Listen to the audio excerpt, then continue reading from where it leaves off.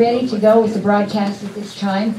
I welcome all of you to the umpteenth Candidates Forum, sponsored by the American Association of University Women. We really believe in people being an informed voter, and we encourage everybody to read their voter pamphlets and to study the measures very, very carefully. Stacy Gainey, the clerk, brought some extra voter pamphlets, and they're over here. Also, you'll find that there's a little insert that looks like this, and this is what you are going to receive in your ballot, which is sort of just a synthesis of what the ballot measure is about. But so besides your ballot, you will be getting one of these. So if you need to pick up any of that, you certainly can at this time. As we begin, could we please stand for the flag salute? I pledge allegiance to the flag of the United States of America and to the republic for which it stands, one nation, under God, indivisible, with liberty and justice for all. Thank you very much. The purpose of the forum is to be a better informed voter, to meet the candidates, and to discuss the issues. I'm Lori Noel Crocker, and I'm the moderator of this evening's forum. First, I'd like to give thanks to Bob Pardee for setting up the equipment and then providing the broadcast live on KORV 93.5 FM. And I know we have a lot of people in our listening audience tonight. This is all done as a public service. Also, we thank Jimmy Hall with the Lake County Examiner, who will video this event unedited. And it will be posted tomorrow on the Lake County Examiner's YouTube website at youtube.com/user/Lake County Examiner, and also at Lake County Exam, all one word, .com. We thank the Senior Center for allowing us to hold this forum as a public service. Timers for tonight are the AAUW President, Debbie Watts, and Kirsten Ty. We welcome the sheriff candidates, incumbent Phil McDonald and Mike Taylor, this evening, and we encourage you, the audience, to write tasteful, positive, and informative questions that allow a candidate to give his point of view on an issue. First, I'd like to make some general announcements. Number one, please turn off your cell phones during the forum unless you are emergency personnel. Number two, AAUW does not endorse any political candidate or political party. There are some yard signs and candidate brochures on the back tables for you to take home with you. Please feel free to make your voice heard in your neighborhood. The ballots will be mailed out on Friday, October 17th, that's the day after tomorrow, and they're due back in the courthouse on Tuesday, November 4th by 8 p.m. Remember that there will be 2 items in your ballot. Not only the ballot, but what I told you was the full text of the ballot. Because what you're asked to vote on on the ballot is just yes or no, and it's very diminished. So make sure you're reading all about the state measures and everything.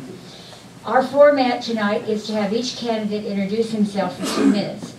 And then we'll present ballot measures 90, 91, and 92, followed by an intermission of 15 minutes, where you may write questions to the candidates. And then I would like for you to please hand your question cards in to the AAUW members during this break. Only questions written on the cards provided at this forum will be asked. And so will the AAUW members please raise your hands. Okay? And over at the door there will be 2 hats. They're like campaign hats. And they have those for you to put them in also. Following the intermission, candidates will field the questions with answers that will be timed at 1-minute responses. The ballot measure presenters will not take any questions, but we certainly invite you to visit with your neighbor about how do you feel about this ballot measure? How do you feel about that one? And as somebody said, how many ballot measures are there? Well, there are 7. There are 7. And some of them amend the Constitution, and some of them will change the laws. And so that's what you need to be aware of when you are voting. In the spirit of good sportsmanship, we try to conduct the forum with the attitude to agree to disagree without being disagreeable. And so at this time, let us begin. And I'd like to introduce to you and to the listening audience, candidate for sheriff, Mike Taylor.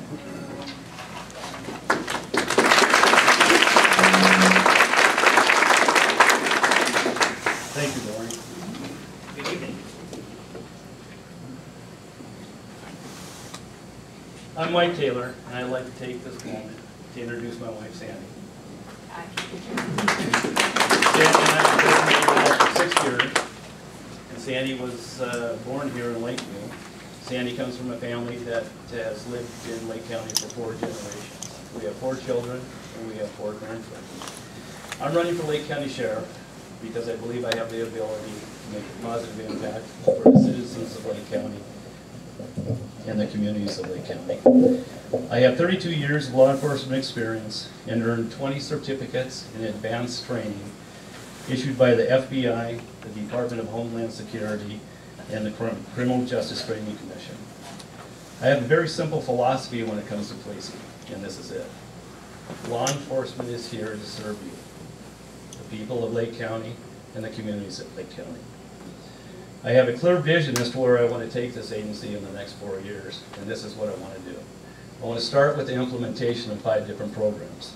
Number 1, a community-based policing strategy that is responsive to the needs of the citizens and the communities of Lake County. Number 2, a program that safeguards our children in school. Number 3, a manual of rules and procedures that is specific to the Lake County Sheriff's Office. Number 4, a system that measures accountability and responsibility for all employees under my leadership. Number 5 is incorporate a comprehensive training program for all the deputies on the Sheriff's Office so that they will have the ability and be provided with the tools and the skills to investigate any crime. As I have been visiting people on my door-to-door campaign, I have talked to a lot of people. The biggest concern that I hear from the citizens of Lake County is the meth problem in this county. Meth County is not just a law enforcement problem. It's a problem that affects the community and it affects all of us. I want to work for you and I want to work with you to make all of our communities safer in Lake County. Thank you very much.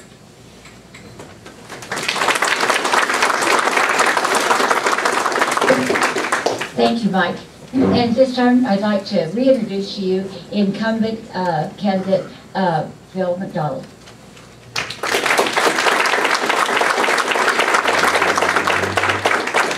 First of all, I want to say thank you to AAUW and everyone else that's sponsoring this.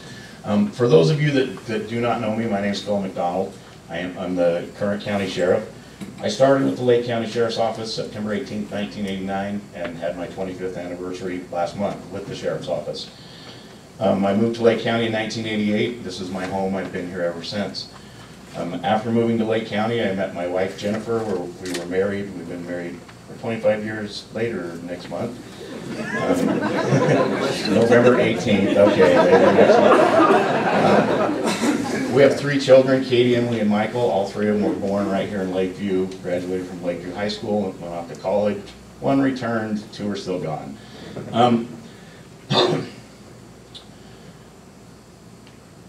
Like I said, I've been with the Lake County Sheriff's Office since September 18th, 1989. I started in the jail. From the jail, I moved to the patrol side. I was a resident deputy in both Silver Lake and Christmas Valley. From there, I moved back to Lakeview, took over emergency management and search and rescue for the Sheriff's Office. And then I became sheriff. I was appointed sheriff by the commissioners originally in 2001 and have ran for 3 terms. And I am in my 3rd term and running for re-election. 2 minutes isn't enough time to tell you everything that I want to tell you, but the fact is some of the things that I've accomplished since becoming sheriff is we have increased the training for our deputies. We've brought it up to a standard. We've increased our efficiencies in the jail. We've increased our efficiencies in the sheriff's office. The fact of the matter is I have 7 deputies to cover this entire county. Of those 7 deputies, a little over 1.5 of them are paid for by grant dollars for grants that I've gone out and secured for the county. Without those, we still, and even with those two, we still do not have enough guys to provide 24-hour coverage to the county. Thank you very much for your time.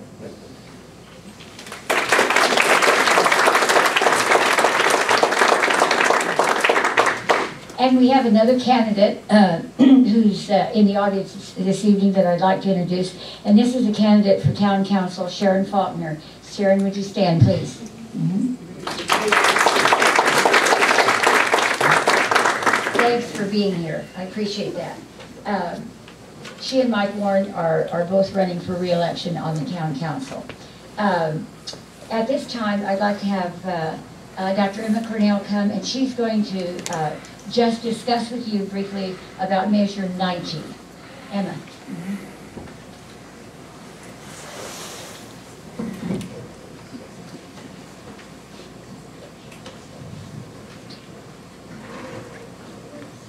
Okay, Measure 90 in your voter's guide, it says that it changes the general election nomination processes and provides for single primary ballot listing the candidates with the top two advancing. So you can think of this as the top two measure. Basically, it would replace Oregon's election system for major party primaries and the nomination processes for minor parties and non-affiliated voters and candidates. It changes the election process for the offices of the state, including the governor, secretary of state, state treasurer, attorney general, state senator, and state representative, and any other local, county, or city offices that are partisan. They would all go into a single primary. Measure 90 would provide for a single primary among all candidates regardless of party or non-affiliated status, in which all voters, regardless of party or non-affiliated status, may vote. This is different than your current process where you can only vote in the primary for which you're registered. Voters would choose among the eligible candidates at the November general election who had been chosen in this primary ballot, and only the top two would move forward if this measure passes. Measure 90 would require that the primary and general election ballots list any endorsements by a major or minor political party that have been accepted by the candidate. Candidates at each election may be endorsed by more than one party, and parties may endorse more than one candidate. Under the current law, candidates are nominated to the November general election through the primary process, with elections open only to voters registered in that party, and the major parties may or may not allow non-affiliated voters to participate depending on the party. And under current law, minor political parties choose their nominees according to the party rules approved by the Secretary of State. And a minor political party may be established or maintained by having one or more of its candidates receive a specified percentage of the votes cast at the general election for any single statewide office. Measure 90 would allow the requirement to be met at either the primary or the general election for statewide office. The result of the yes vote for Measure 90, the yes vote would replace the current general election nomination process for most partisan offices, with all candidates listed on the common primary ballot and the top two advancing to the general election. The result of the no vote would retain current general election nomination processes with the party primaries for major parties, no common primary ballot, and multiple candidates on the general election ballot. Under Measure 90, no political party could restrict non-members from voting for its candidates during the primary. Currently, every party has the right to have a candidate on the general election ballot.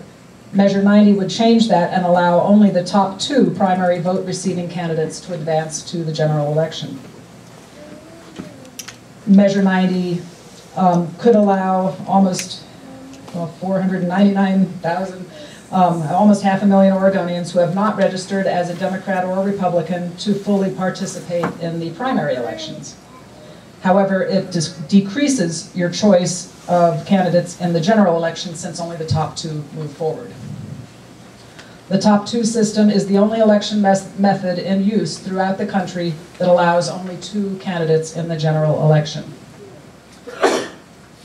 There's an argument in favor and an argument in opposition. That's been compiled by a citizens review board. This is information from your voter pamphlet that comes right after the text of the measure. The argument in favor of Measure 90. 5 out of the 19 members of the Citizens Initiative Review Board support Measure 90 for the following reasons. Measure 90 treats all voters equally in every election. Regardless of how Oregonians' political views may differ, every voter should have equal rights in every election, and how or if they align with political parties shouldn't affect their rights as citizens. While all Oregon taxpayers fund the May primary election, voters who don't register as a Democrat or Republican are currently not allowed to participate in the primaries of the major parties. Measure 90 would allow any registered voters to vote for primary candidates of the major parties. All registered voters would have the unrestricted right to vote for any primary candidate. Okay, and that's a minority of panelists favor the measure passing. The argument in opposition to the measure is compiled by 14 members out of the 19 opposing Measure 90 for the following reasons. A broad coalition opposes Measure 90, including at least 2 election reform groups, as well as major and minor political parties. Measure 90 would limit the voice of minority voters, minor parties, and grassroots campaigns. A diverse electorate needs choice and diversity in the general election. Measure 90 has several drafting errors in the measure, which appear to eliminate some minor parties. Presumably those drafting errors could be corrected. The turnout in primary elections is much lower than in general elections, and Measure 90 decreases choice in the general election for all voters. Nationwide primary turnout has fallen to less than 15%, including the top states who currently operate with the top 2 system. A majority of panelists favored the argument in opposition. And that's my summary of Measure 90. I know it's not easy necessarily to understand, but it's important to think about because it affects the way we hold elections. And that's why we're all here. Thank you so much for coming.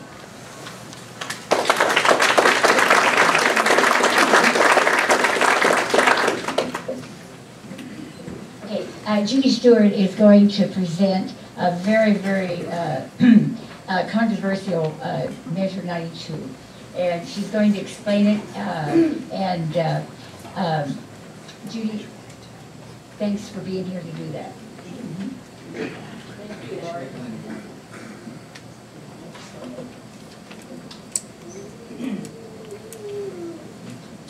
Well, good evening, everybody. It's a great turnout. Thanks so much for coming. Well, Measure 92 has to do with our food supply, which nobody can avoid that. So this is an important measure.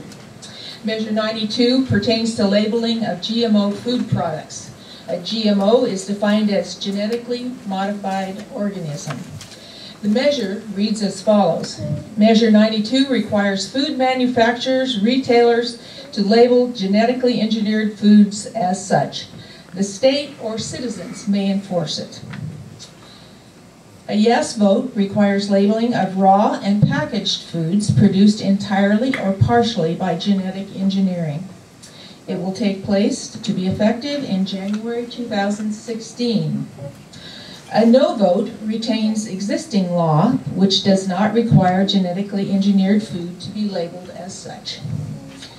Arguments for the support of such labeling. Oregon would be ahead of all the other states in GMO food labeling. Oregon would be the only state requiring such labeling over and above current USDA labeling. Enforcement would be conducted by the State Department of Agriculture and the Oregon Health Authority. Enforcement would be ongoing. Oregonians have a right to know the origins of the food they consume. The agricultural export market for crops would be enhanced with GMO labeling. Currently, 64 other countries have laws requiring GMO disclosure. Proponents believe Oregon products would gain worldwide market share with this labeling. There have been no federally mandated studies in the U.S. that examine the safety of human consumption of genetically engineered foods. Current research is conducted by industry. Mixing plant, animal, bacterial, and viral genes through genetic engineering may produce results leading to adverse health or environmental consequences. The vast majority of genetically engineered crops are designed to withstand herbicides and therefore promote indiscriminate herbicide use. Herbicide-resistant weeds have developed and flourish, complicating weed control. GMO-produced crops not only have the potential to harm human health, but that of wildlife. Arguments against GMO labeling. Measure 92 is poorly written and contains several exclusionary food products which would not be labeled as GMO.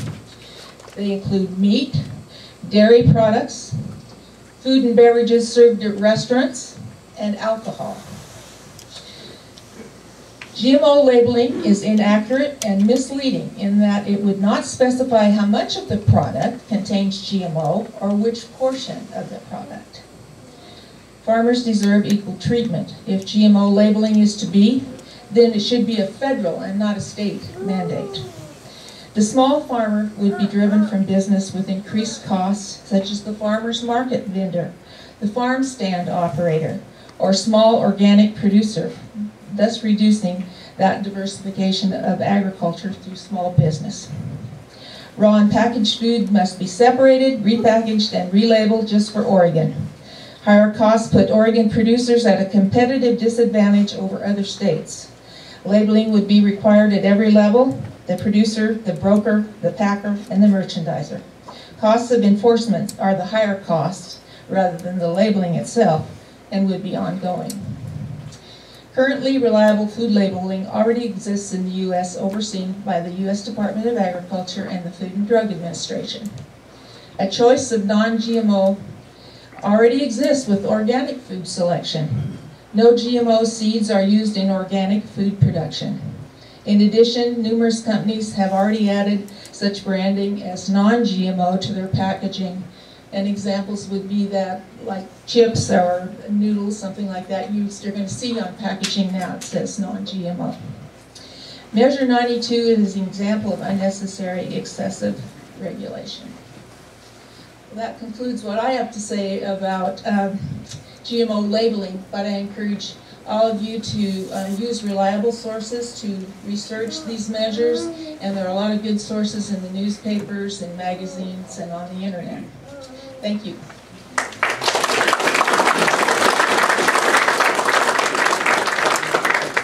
And at this time, I'm going to briefly, hopefully briefly, explain ballot measure 91, which allows for possession, manufacture, sale of marijuana by and to adults, subject to state licensing, regulation, and taxation.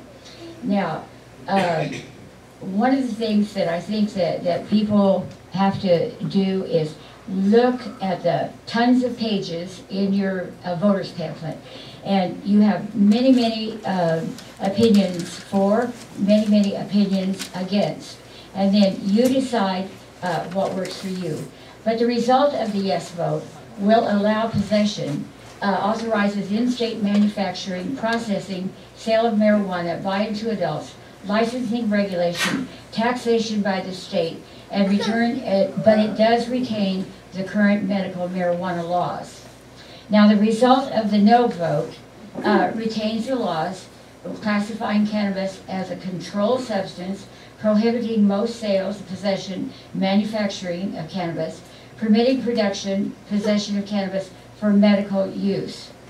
And in summary, and this is why you need to read and see what fits you and how you would like to vote, but one of the things that would happen with the finances of it is the OLCC would collect the tax imposed on marijuana producer plants.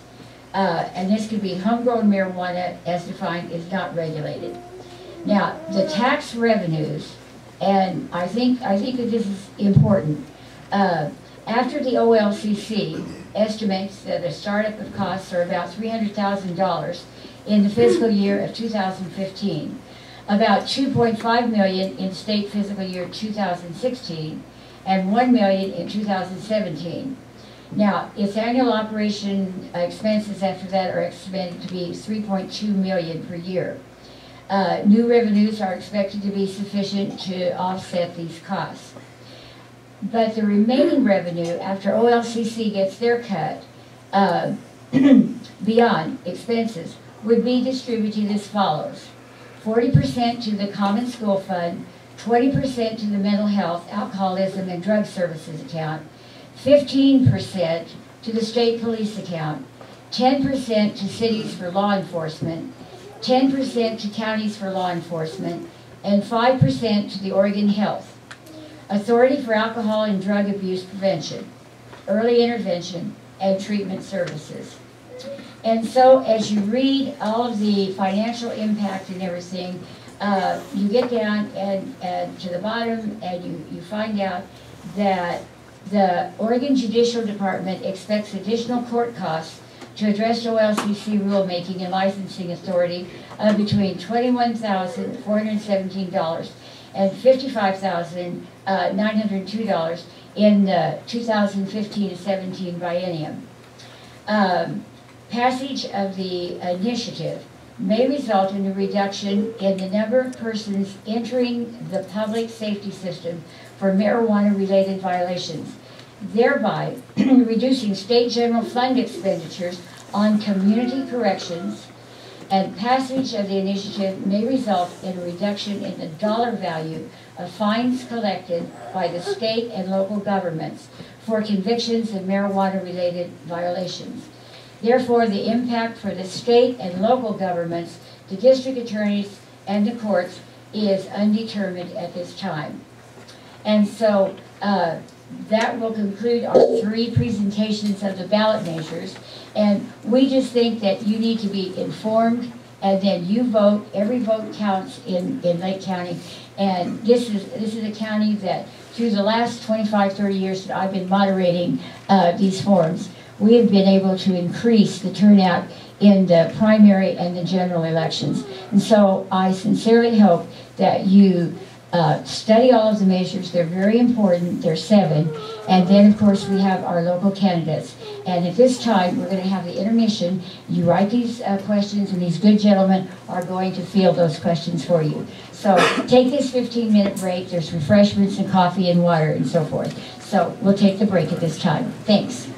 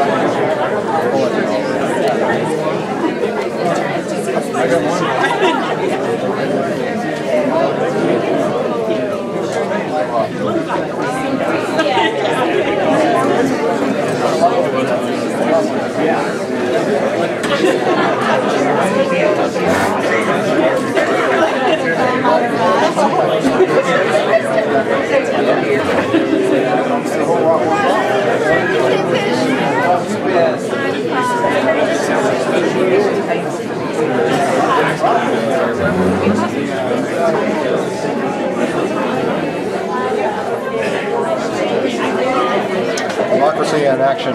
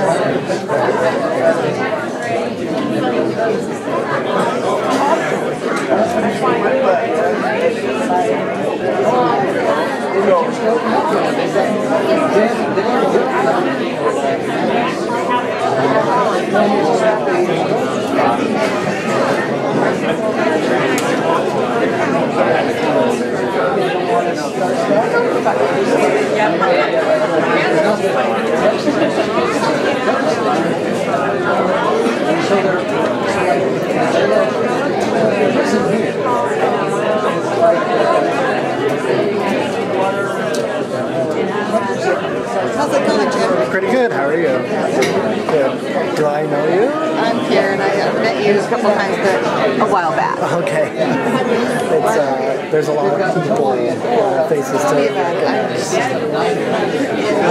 I've only been here 13 years, and it's still never been a Lakeview. I know that.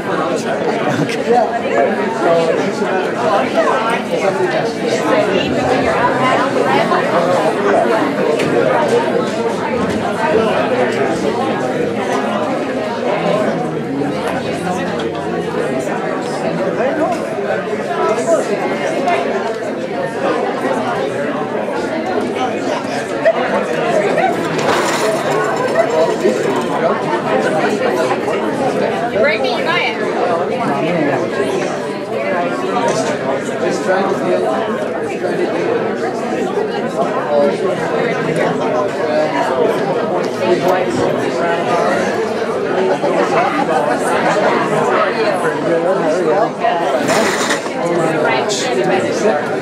You're just not going to touch it.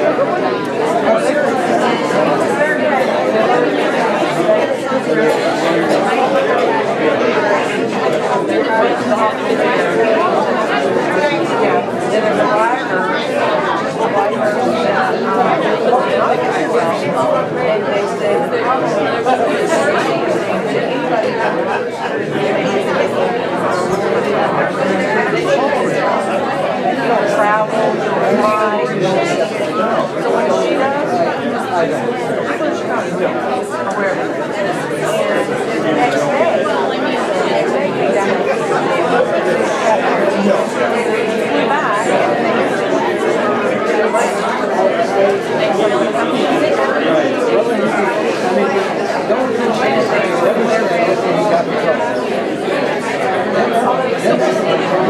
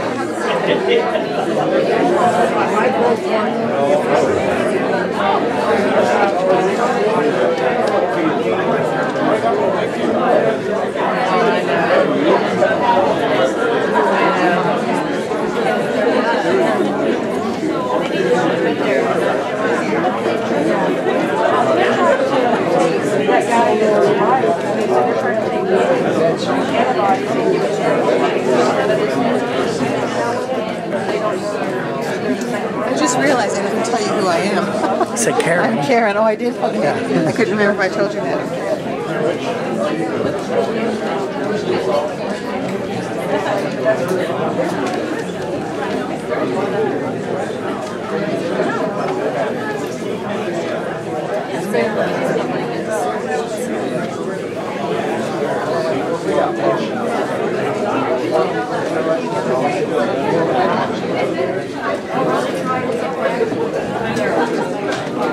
All right, we'd like for people to bring your drinks and your cookies back, and we'd like to begin about 7:15 cell phone time, not that time on the thing. So we'll go by the international time.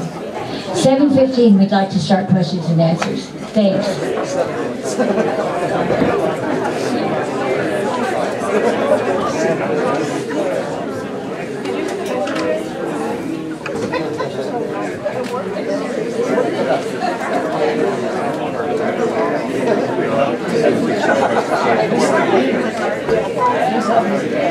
You've been following that search for the crash sites? Yeah. What did they do on Monday?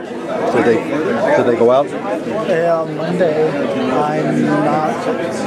Somebody was going to bring the dogs out. Right. I don't know about that. I'd ask a truck reporter about that. Yeah, it's somebody that I know, and I was going to take her out flying beforehand, but then the weather turned pretty sour, so it got really windy. Yeah, you don't want to go out there. No, not flying. So I was just curious if they'd gone out. Okay, see ya.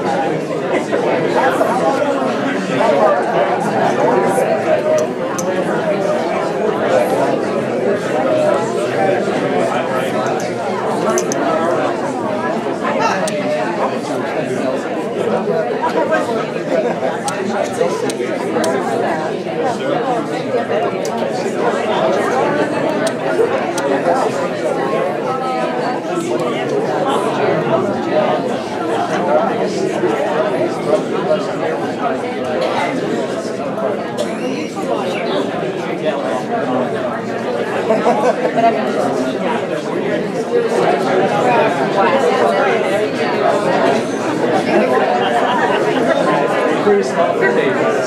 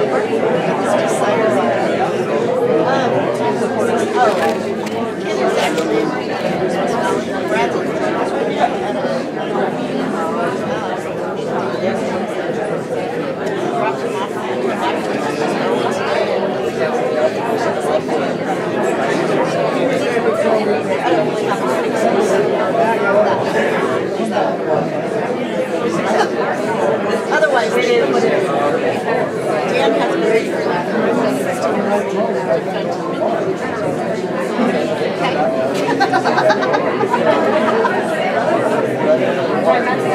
That's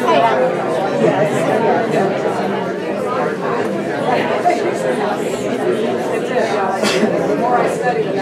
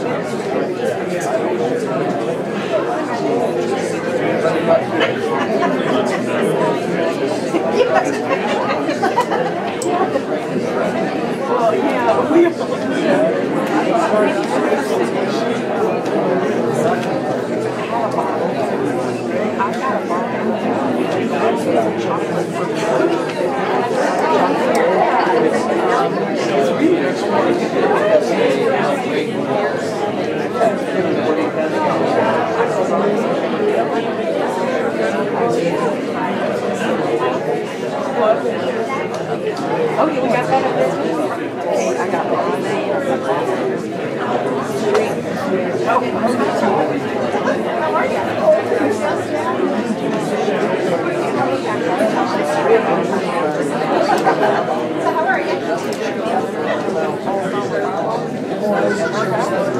I was just sampling stuff.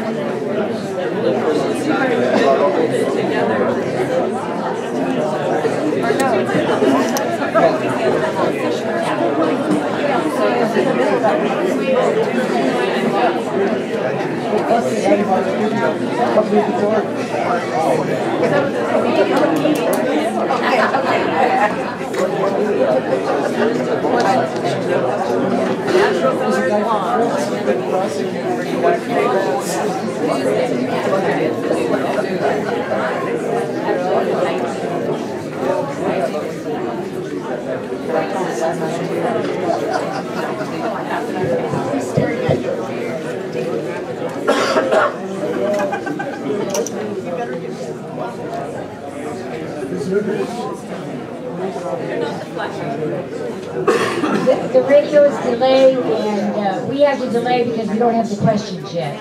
They're still collating them, and so just continue to chat among each other. 2 minutes late.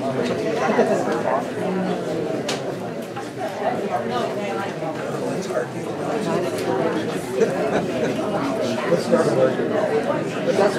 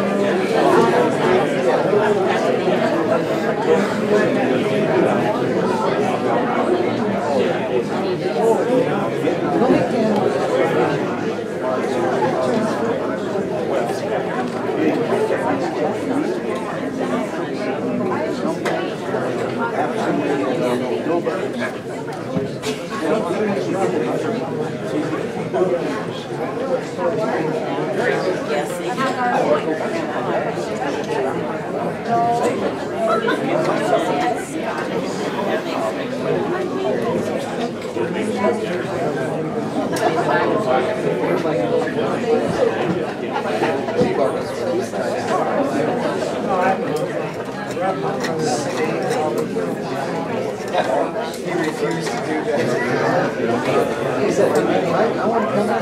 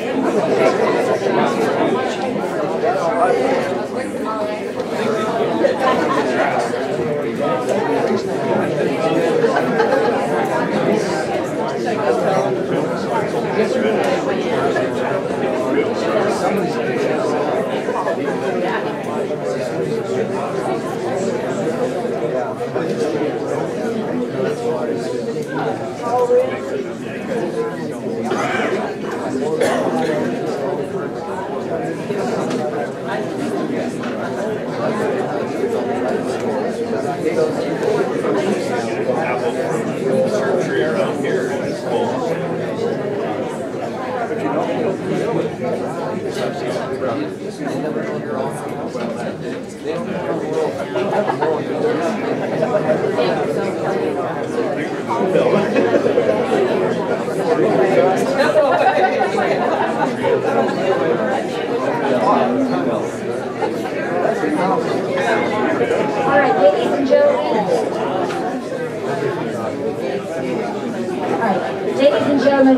ready to begin now, and we're going to start with some questions that are for both of the candidates. And so, as I've explained to them, whoever goes first on one question, the next person will go first on the next question, and they've agreed with that. And so, they have 1 minute response times. And so, Mike, we'll start with you first, okay?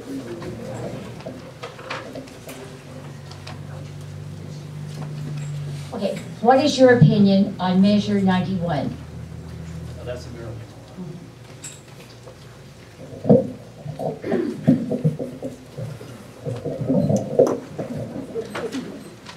I'm not necessarily in agreement with Measure 91, and the reason being is this. Don't misunderstand where I'm coming from here. I believe that marijuana for cancer patients, I'm all about that. If it's going to help somebody feel better, I'm all about it. But my concern is this. Once we start selling marijuana legally here, my concern is not going to be regulated.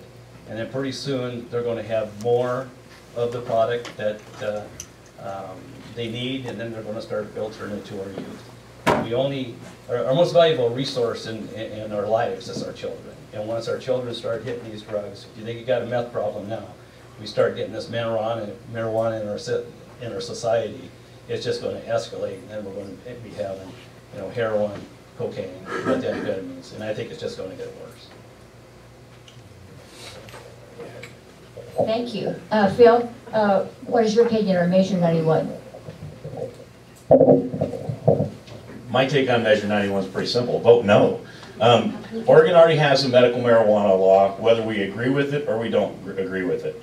Medical marijuana law says if your doctor says you need this for a prescription, there's a way for you to have it. All marijuana does, there's a ton of different people who say different things. My opinion, according to me, marijuana is a gateway drug. It will go to our youth, just like alcohol does. Alcohol's legal, it's a drug. Just like it'll go to our youth. People say it's not as bad. Well, the studies that I've read show that if you're smoking marijuana, you're killing brain cells, you're damaging your brain, which that's our next generation. These are the people that are supposed to, especially the young kids. They're the ones that we're all hoping will take care of us when we get older. And I think it's a bad idea for the state of Oregon and for Lake County to legalize marijuana. If there's a medical need for it, there's a way that it can be acquired. And the fact is that law is so heavily abused, it's not even funny anyways, because the people that are growing medical marijuana, not all of them, but a lot of them are growing more than they're supposed to and selling it. So, and I have to stop. Thank you very much. Okay, I should have told you just remain up here because you've got the next one. There are probably 8 cards that are all about Measure 91. And so it's all, how do you feel about Measure 91? And so at this time, I'll put on glasses to read this one. I agree that meth is a major problem in Lake County. How do you plan to deal with this problem, especially if our DA does not see drugs as a prosecutable crime? Yeah, maybe I could answer that. Okay, well, it's not the sheriff's office's job to do the prosecution. Our job is to make a case and submit it to the district attorney's office, and that's his job to prosecute it based upon if he thinks we have enough evidence or whatever his particular, whatever reasoning he uses behind it. I'm against meth. I don't know why some people going around saying I like meth, I don't like meth, I'm against meth. We just got a dog on the north end. We specifically had that dog trained so it didn't hit on marijuana, just because in some instances marijuana is legal, and if they have a medical marijuana card, then you can't use that dog on. If they have a medical marijuana card and they have marijuana in their house and we take our dog in their house for a search, it's going to hit on the marijuana, so we chose to do that.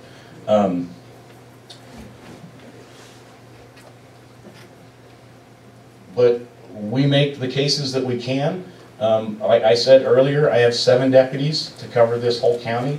Do we have time to sit on every house that we suspect is a meth house? No, we don't. But we do make the cases that we can when we get them. And so Do we have enough guys to have a drug team that's all they work on? No, we don't. Do we participate with the other agencies in the county, with the state police and with the town police? Yes, we do. And with our federal partners. I'm being stopped again. Okay, Mike, same question. Now, whether the DA prosecutes these cases or not, we have a professional obligation and responsibility to investigate these cases. We need to start looking outside the box and thinking outside the box. We've got to quit this one-dimensional thinking, and we have to try alternative methods in investigating these cases. What we used to use back in Tacoma was civil abatements. If you couldn't arrest them on the meth itself, start putting in play these civil abatements. And what these are is these are code violations that they're living in a big old dump, and they have code violations. Let's get the building inspector, let's get the fire department out there, and if you're renting someplace, then you start finding the people who are renting to these people. And the whole objective to that is whether you arrest them for meth or whether you don't arrest them for meth, the idea is getting them out of our society. So if you get them removed from their house, they're gone. So there's alternative ways of doing this. One is aggressive, the rubber hits the road in investigation, but you need motivated and innovative deputies to do that, and then the civil abatements. Okay. Mike, in your opinion, what impact will the passage of 91 have on law enforcement in Lake County?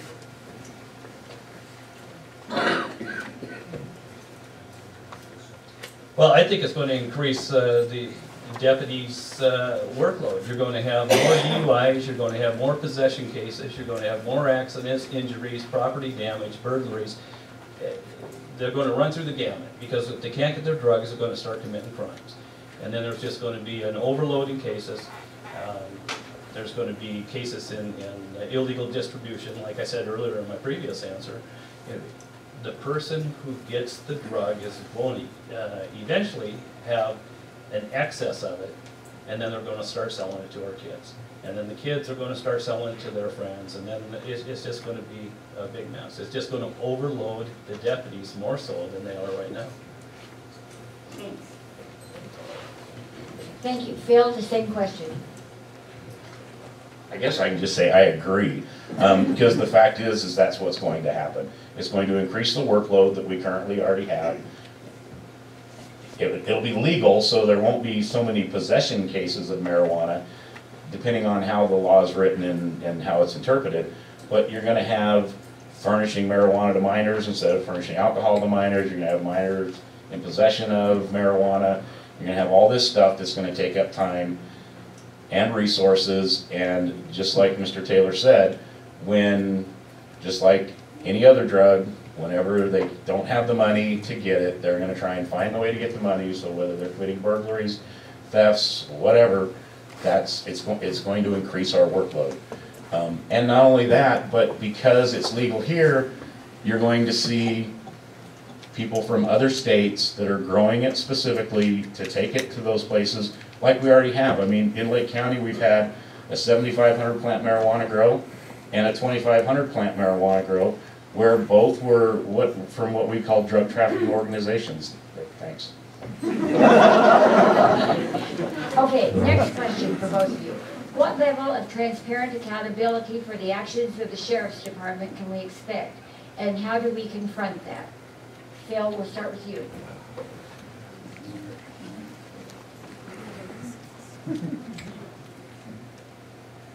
I guess I'd like some clarification. What level of transparent accountability? If we're talking about the fact that I don't put a police blotter in the newspaper every month or every week, if that's what this question's about, I have an opinion on that. And my opinion is even though we're doing the arrest, the person's still innocent until proven guilty. I mean, the fact that Jim got a traffic ticket and John was arrested, because what happens is I put him in the newspaper. When they're indicted, the DA puts them in the newspaper. When they're convicted, they get put in the newspaper again. The fact is, that's my opinion on it. And so that's why I don't do it. Transparency, I have an open door policy. I guess if someone has a question and they want to come ask it, transparency is a very vague subject. So I don't know exactly what it is you want me to answer, but I have an open door policy. Anybody can come see us. Come see me, call us, whatever. But we're not hiding anything, so thank you.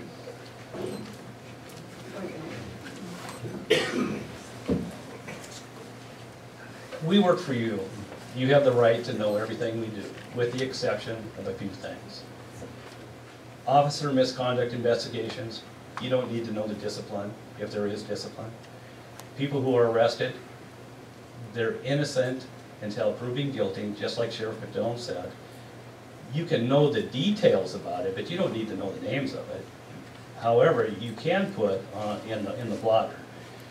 Deputies responded to the 3500 block of South Blue Street on a burglary, contacted the male suspect. The male suspect was found in possession of burglary tools and was arrested based on probable cause, da-da-da-da-da. That I have no problem with. Releasing names I do have a problem with. And like I said earlier, you know, releasing specific details about misconduct investigations, I don't think that is necessary to be released to the public, other than the fact that there was misconduct and corrective measures have been taken. Okay, Phil just answered this one.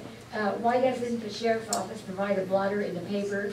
He's answered that, and so this one is to both of you also. And so do you intend to inform the citizens via police blotter? That's the extension of the question. Okay. What I would propose is what's called a codaphone. It's automated telephone answering machine that at the end of the week or daily or however you want. The police blotter comes out on a Wednesday, so I imagine you have to get it in there by Monday at the very latest. That the media and the citizens of Lake County can call in this number, and then it just describes what I just briefly described. You know, officers responded to this location regarding this kind of call and contacted an adult male at this location, made an arrest for burglary second degree, or made an arrest for methamphetamines or what other type crime. But it's something that you can put on the telephone in an automated message that anybody has access to. And I think that's simple enough. You can do it, like I said, once a day or once a week. You can get all those cases in there. And I actually started doing one without names and everything else. Sorry, but our managing editor of our newspaper doesn't like that. She wants all of it in there. So, you know, so there is that. I just want to throw that out there. Okay, next question. Phil, we'll start with you. What sets you apart from the other candidate, and how would you lead differently?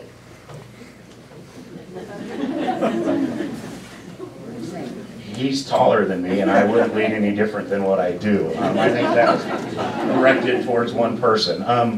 You know, I've been with, like I said, I've been with Lake County Sheriff's Office for 25 years. I've been the sheriff since 2001. I am not the world's greatest public speaker, and I do not like to just stand up and blow my horn or anything like that. I made a pamphlet, it's on the back, but you know, we have accomplished a lot in the Sheriff's Office in the past 12, 13 years. We've made a lot of improvements, and we have a ways to go. We're not perfect by any means, and I don't ever pretend to even suggest that. I learn something new every day, and I continue stepping forward every day. So how would I won't change me because I am who I am, and I'll never change that. But you know, like I said, I learn something new every day, and we keep moving forward every day. So thank you. Okay, Mike, this is for both of you. What is your understanding of local control supervisory authority? And please explain.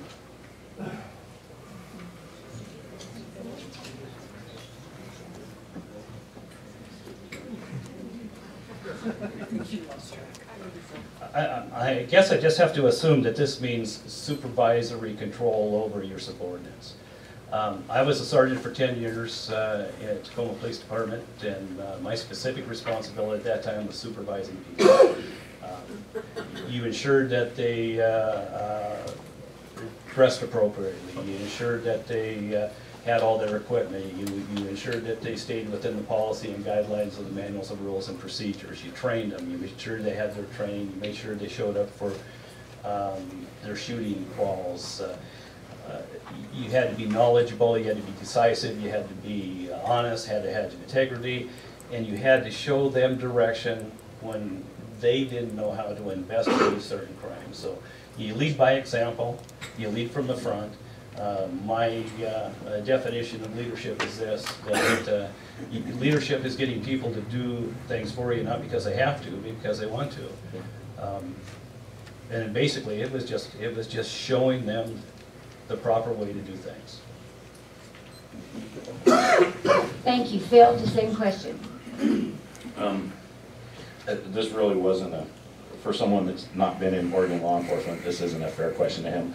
Local control and supervisory authority deals specifically with people that are on post-prison supervision. Under Senate Bill 1145, the county gets money to supervise those personnel.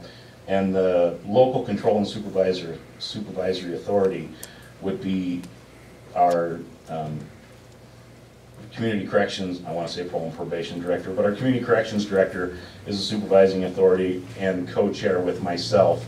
We're responsible for, or actually parole and probation is responsible for it, but I'm just the backup guy just in case Jake's not around to sign a warrant or something that deals specifically with the parole and probation personnel or the post-prison supervision people who are being supervised, and he's not available. So, like I said, Mike's never been in Oregon law enforcement, so it's not a question that they would have in Washington. So, forgive my answer. Eric. Okay, we'll start with you, Phil. How do or would you handle deputies that violate ethics and the law?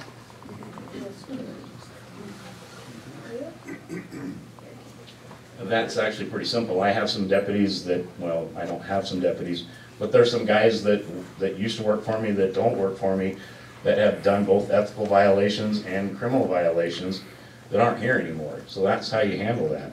You do the investigation and you take the appropriate action that you can take depending on what the violation and what it is. I mean, if one of my deputies gets a speeding ticket, am I going to fire him? Probably not. Depending on the ethics, well, if it's a lie, they know that. You lie, you die. That's the most well-known term in law enforcement.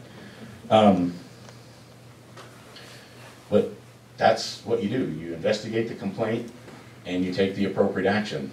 We investigate ethics violations. If it's a criminal violation, we have another agency do it. So that's where it's at. There's a big difference between an ethics violation and a criminal violation, so I'm just going to hit on the criminal violation. Criminal violations, depending on if it's a crime of moral turpitude, what I would do is I'd immediately suspend that deputy, and then I'd initiate 2 individual investigations, 1 criminal, and I would ask the Oregon State Police to investigate that for us, and then I would investigate the internal investigation. At the conclusion of the investigations, determining on how the criminal investigation came out, they did commit a crime of moral turpitude. They would be terminated from employment. And then I would petition the Department of Professional Standards and request that their certification be revoked.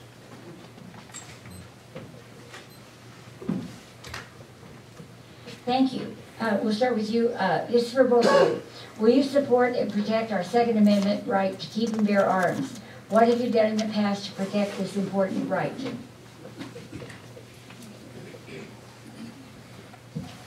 The Second Amendment right is a fundamental guarantee issued by the United States Constitution. The Oregon State Constitution also protects that right to carry and bear arms. I haven't done anything in the past to protect it because I don't see it as being violated right now. But in the event that there was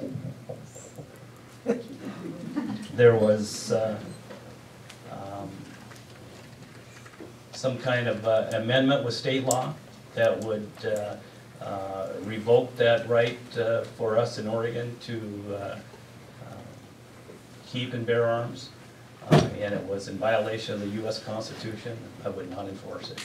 I'd stand by the U.S. Constitution, and I would not enforce an Oregon state law.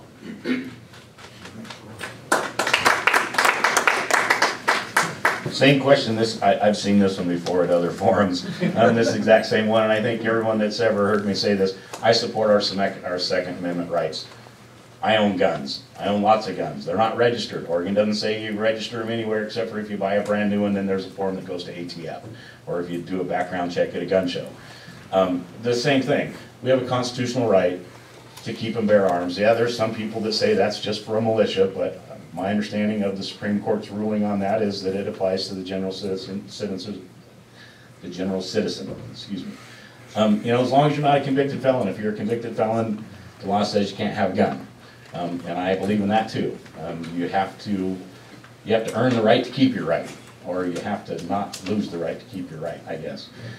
But you know, the fact is that's the way of our laws, and I agree wholeheartedly. You know, I like to hunt, I like to fish. Well, fishing doesn't have a lot to do with guns, except for when you take a pistol to shoot the snakes, because I don't like snakes. But anyways, I support our rights to have firearms, and I wish Oregon would do away with its concealed handgun license, and I'm being stopped again. So if you can own a gun, you should be able to carry a gun. Phil, we'll start with you on this. How would you handle an issue like that in Ferguson, Missouri? How would you handle that locally?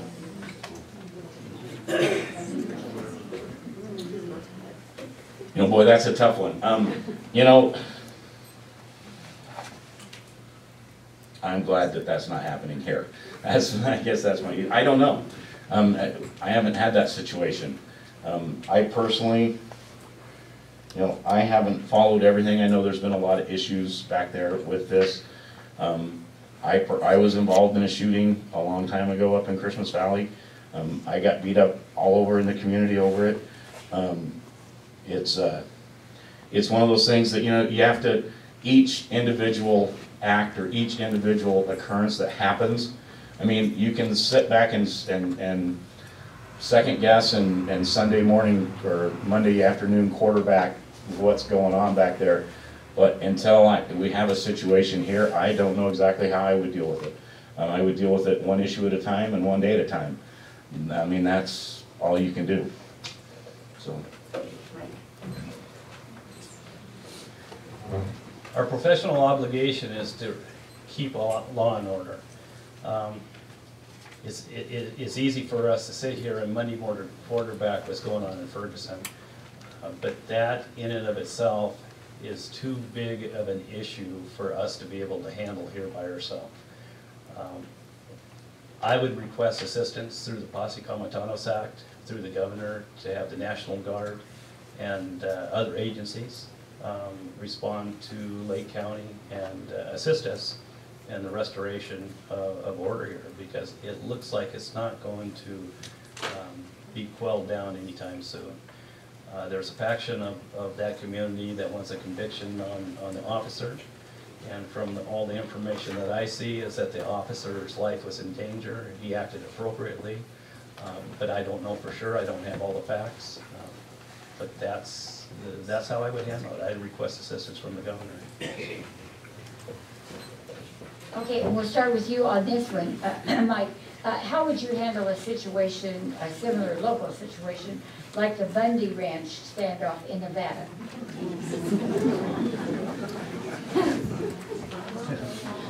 Two zingers right away. Oops. Okay.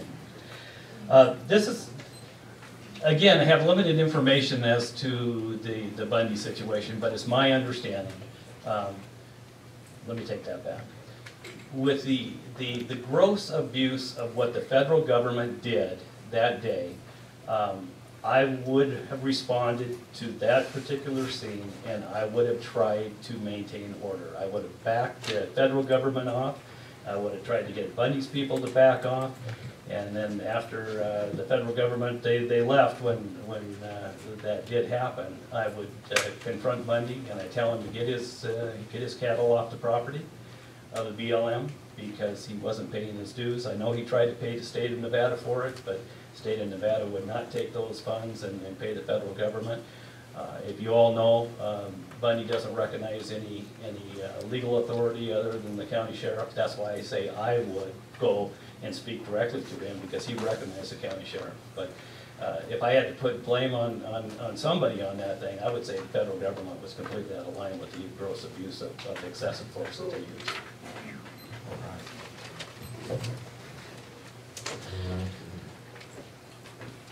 You know, there were a number of things that happened there, a whole bunch of them. There's two sides to every story, but you know, the fact is there was some heavy-handedness used there. There was some mistakes made on both sides, and you know, Mr. Bundy was not a good steward of the land that he was entrusted with. He didn't pay his fees. He overgrazed it. My understanding is that if he needed some money, he'd go out and gather up a few cows, and other than that, he just left them out there all the time. And that's not, I mean, and that's a BLM alert, Bureau of Land Management. That was an allotment that he had, is my understanding of the issue. And he wasn't a good steward of it. I mean, and those are our lands, whether they're in this state or another state. And the sad thing is, you know, with some of the issues that we're facing with the sage grouse and some other stuff, I mean, we could be looking at federal regulations that come up that directly affect our local ranchers with reduction in allotments and ranges and everything else. And I would stand with our ranchers as long as they were doing what they were supposed to be doing. And when I say stand with, I mean I would go to them and do the same thing. I mean, look, you got it. They're going to send somebody bigger than us. You're going to have to comply, and you're going to have to do what you need, you know, do what you need to do. But quit being in trouble.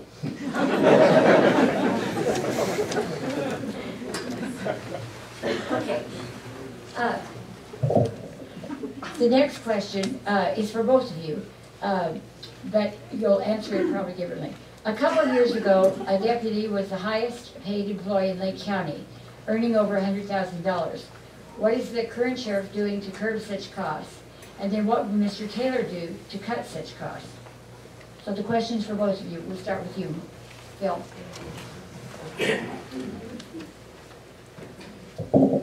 The county commissioners passed a policy that says no more comp time, everybody gets paid overtime. The fact of the matter is every deputy that I have makes more money than I make, as long as they're willing to go out and work. They get called out in the middle of the night. We have contracts with the BLM, we have speed enforcement grants, we have DUI enforcement grants, we have MIP grants. I mean, we have a number of grants that provide additional coverage that doesn't cost the county general fund money. It's monies that come from other places that help pay for additional services on our streets, on county roads. And so the fact is I had one deputy that made, yeah, $100,000 a few years ago. He worked a lot of overtime and he got paid for his hours. I don't have a choice to pay him. Now, is it frivolous overtime? No, it's not.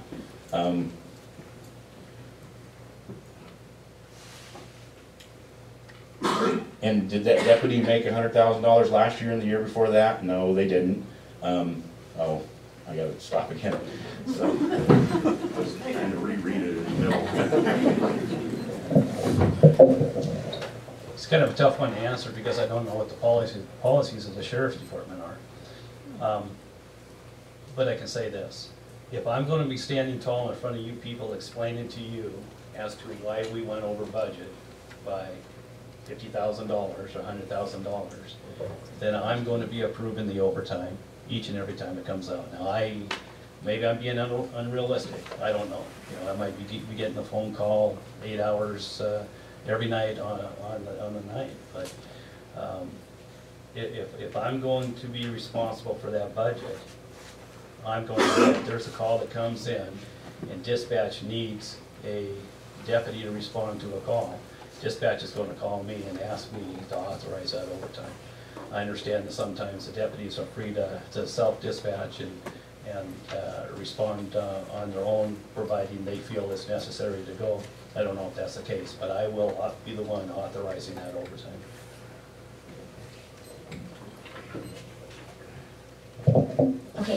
Mike, we'll start with you. I understand there are no police on duty between 2 a.m. and 6 a.m. What is the sheriff doing to solve this problem? And then what would Mr. Taylor do to solve this problem?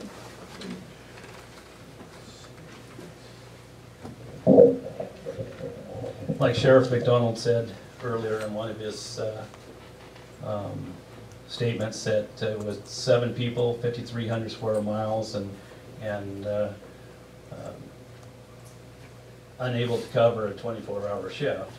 What I would do is I get a hold of Chief Kemp and I get a hold of Sergeant Yates, and I would try to coordinate our personnel resources with them. 7 deputies, 4 Lakeview officers, and 3 state troopers.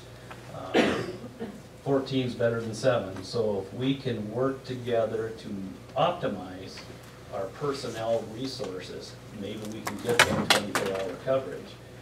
Maybe not 7 days a week, but maybe 5 days a week, maybe 4 days a week. But I think if we work together as a team, the 3 agencies, we'll get a lot better coverage than what we're getting right now, if we're acting on our own. That's all great. We do work with the state police and with the town, but I don't dictate my schedule to them. The state police has a specific mission, and theirs is traffic safety on the state highways and the state parks. That's their specific mission. The town of Lakeview has a town charter that says you're a police officer for the town of Lakeview, and they expect you to respond to calls inside the city limits of the town of Lakeview.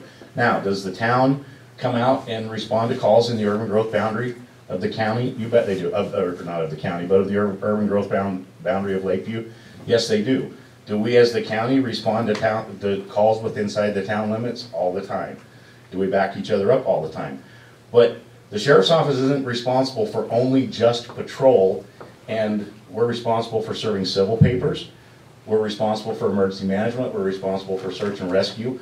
I have deputies that parts of their salaries are paid for by specific things, like an OHV grant, so we have obligations to the people that are granting us the money to supply that deputy. So our roles and responsibilities are totally different, and the needs of the sheriff's office aren't always the needs of the city police, and they're not always the needs of the state police, and the state police's needs aren't always our needs. Now, if I'm short a guy, can I call Steve Yates and say, hey Steve, I got guys hunting, I got guys that are sick, and all of a sudden I got guys at the doctor.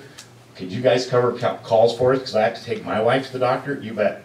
We have that kind of working relationship where we do that for each other. And I'm getting stopped again, so.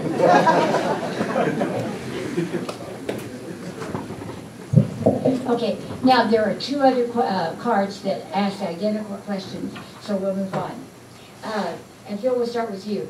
I think both of you have answered the problem here on this card. It says, if Measure 91 is expected to pass, will it be difficult for you to comply with Oregon law?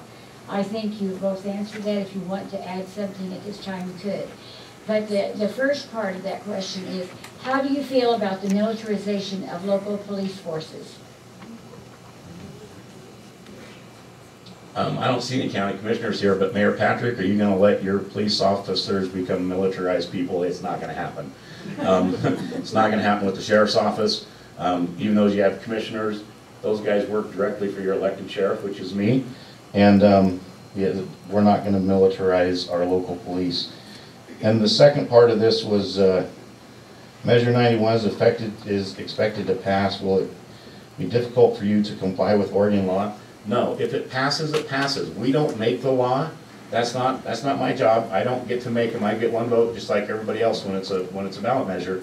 And just like medical marijuana, do I approve of how the law is written? Personally, I don't. But you know, the law says you can have 6 mature plants, like 12 starts, and like right at a pound of dried product. That's more pot than one person's going to smoke in a year. And so what are they doing with the rest of it? And so when they grow 7 plants instead of 6, when we find it, we pluck the one and we charge them with the manufacturer, because that's what the law says, you can only have this much.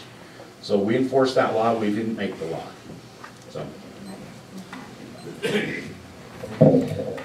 there's really not much to add on that. Are we going to militarize our law enforcement? No. Are we going to enforce the law if it's passed? Or are we going to accept that if it's passed? Yes. We're here to enforce the laws, and the people that violate current law will be subject to accountability. If this passes, it passes. We accept it, and we live with it.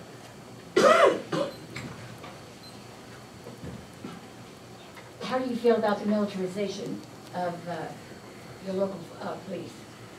Did you answer that? No, I didn't. Yeah. Huh? That's not going to happen. Okay, it's not going to happen. All right. Very good. Very good. All right. Let's start with you, Mike, on this next one. How do you feel about the proposal for an Oregon driver's card for people with illegal U.S. citizenship?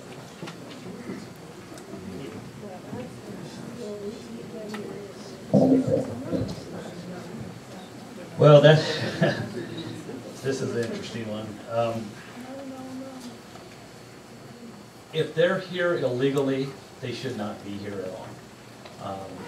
But the problem that we have right now, if the federal government is not doing anything about deportations, and they want the state governments to start doing something about it, we're just beating our heads against the wall. Should they get a driver's license? No, I don't think they should get a driver's license. I don't believe they should have a driver's license. It's just like having an illegal immigrant here with the opportunity and the right to vote. I don't think that should happen either. If you're a U.S. citizen, you get all the rights that are guaranteed by the U.S. Constitution, and if you're not a U.S. citizen, you're not subject to getting those rights. So I don't support that.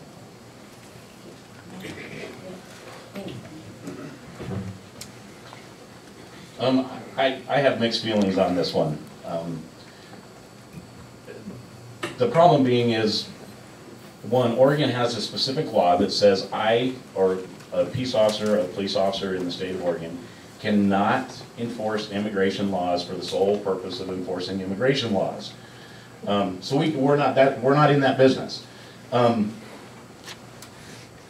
I feel that, you should be a U.S. citizen to get a driver's license. You should be here legally. But I know a lot of people in our community that are here illegally that are good, hard-working members of our community. I mean, we're not in the job of doing immigration. That's not within the scope of our job. There's pros and cons to it. I mean, they're not here legally, so they shouldn't have one, but if they have a driver's license and they can get insurance, and then the insurance, if you happen to be in a motor vehicle crash with them and it's their fault, then they have insurance that helps protect you also. So it's one of those mixed bags. I mean, so if I'm sounding wishy-washy on it, I'm in my own head, I'm kind of wishy-washy on it. Whatever the law passes and ends up being is what it's going to be, but I'm myself personally torn and being told to stop again, so.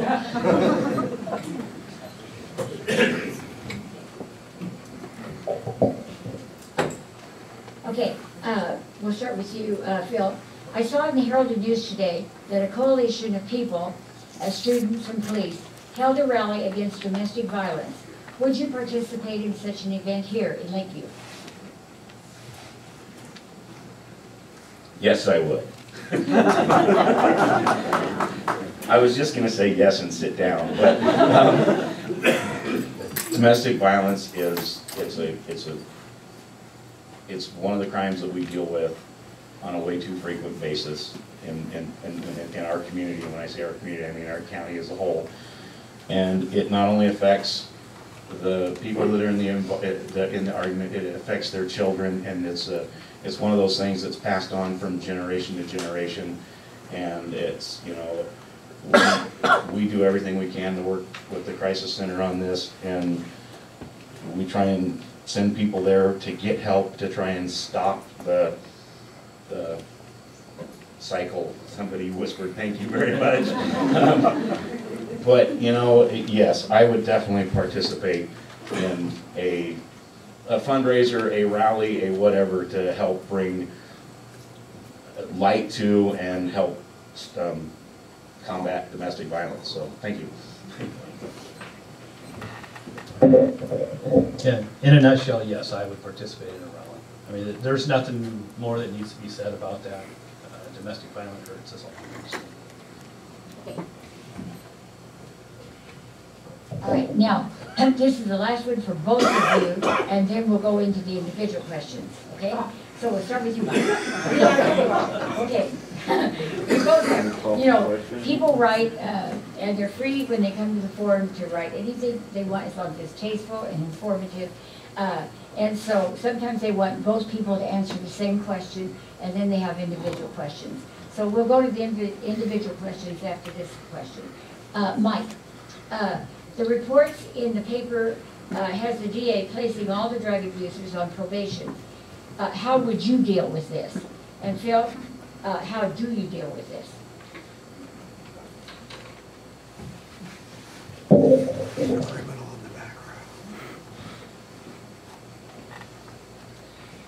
Well, I think we kind of answered this this question here a while back. We have a professional obligation and responsibility to arrest the drug users and the drug abusers. Once we make that arrest and forward that documentation to the DA, that responsibility is his. He makes the decision as to how they're going to prosecute it, who they're going to prosecute it, and the one thing he doesn't have any say about is how much time or time they're going to be incarcerated, because Measure 11 sentencing guidelines kind of prohibit him from doing that. But if you just take a look at it for a second, if you have 50 cases a month and they all go to the DA's office, the DA cannot, in any kind of realistic perspective, prosecute all those cases. He's got to mitigate as many of them as he can, so he can prosecute the ones that are important, the violent crimes, the homicides, if there is homicides, and domestic violence cases need to be prosecuted in order to mitigate those. But the drug cases, sometimes they just have to be mitigated.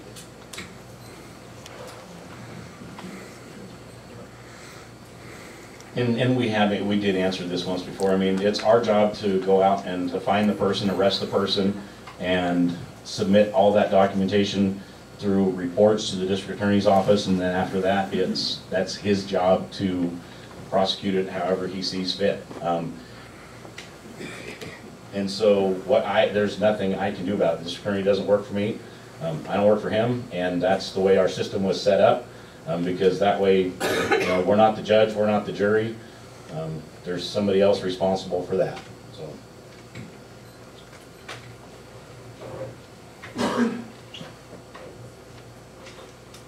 Okay, gentlemen, shall we go? It's your turn. Oh. All right. Okay. Now, these first two questions are associated. So, why at this time have you decided to run for sheriff? And were you approached by any private citizens groups, such as the Recall Committee, to run for this position? And the other one, what motivated you to run for sheriff of Lake County? So I think they're combined. Okay. Sure.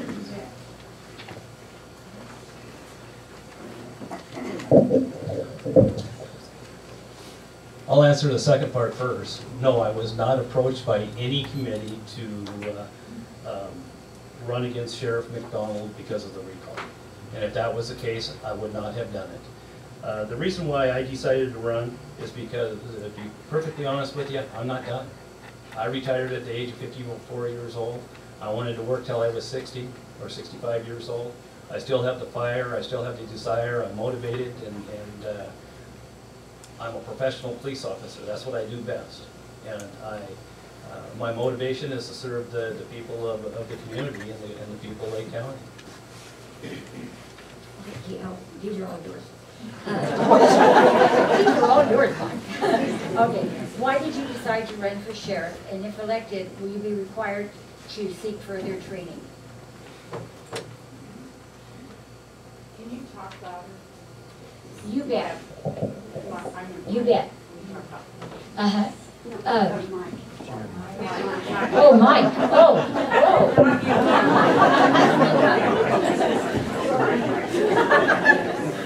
that's the first time I've ever thought of I use my teacher voice. I've already answered the question about why I decided to run for sheriff. Will it require any additional training? Yes, it will. I called the Department of Professional Standards. If you're out of law enforcement for 5 years, it's possible that I may have to, if I'm elected, that I may have to go back to the basic academy. However, I do have the right to waive that, and it's that waiver is looked at on a case-by-case basis, and then they make the determination after they get all your credentials and your training and experience. So, yes, the bottom line answer is I'm going to have to go back to some kind of training, whether it's a refresher course at the academy or whether it's the basic academy. Okay, you have been retired for years from law. When exactly and how long have you been out of law? And why do you now want a full-time job? And if you've answered these, you can say, I answered them. I've been retired for 5 years, 8 months, and I think I already answered the previous question. Okay. Moving right along. You have said you have no experience with the sheriff's office. Why should we vote for someone who, without any type of experience like this? Well, it's a big difference in having no experience with the sheriff's office and no experience in law enforcement. I've been in law enforcement for 32 years. The only thing that I would have to learn with the sheriff's office is their policies. Enforcing the law doesn't change from state to state. And I'll give you a perfect example of that. Somebody is threatening to hurt somebody and it has a knife in their hand but not poking at them or anything like that. In Washington State, that's threats. If you feel that the person is threatening you, is going to carry out the act, then you can arrest that person for threats. Here, the terminology I believe is menacing. So that's what I need to learn here in Oregon State. Like the question I answered earlier, I didn't have a clue to what it was until Sheriff McDonald saved me on that. But these are the things that I have to find out and learn. It's not the basic principles of law enforcement, arrests and training and so on and so forth. I was a captain in the Tacoma Police Department. I commanded 3 major divisions, so I've got the experience, and it's just the terminology is what I need. Okay, what is the cost? What would be the cost to the taxpayers for you to become certified, and how long will you be away from your duties?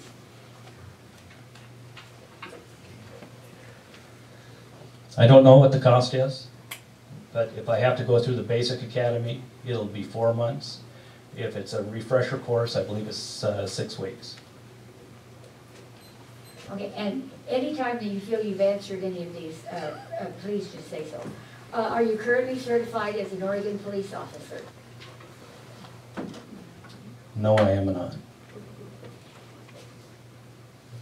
Who is going to be in charge of the department in your 16-week absence at the academy?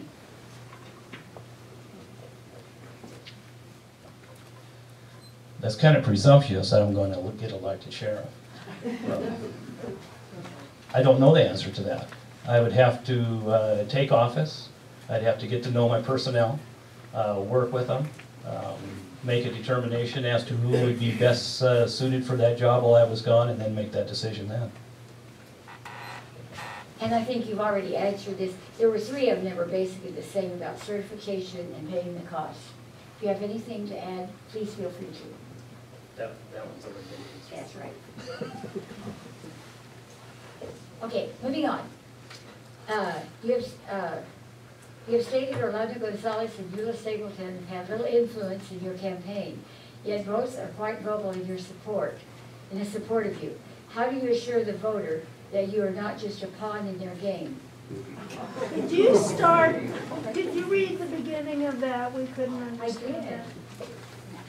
It says, for Mike Taylor, you have stated Orlando Gonzalez and Eula Stapleton have had little influence.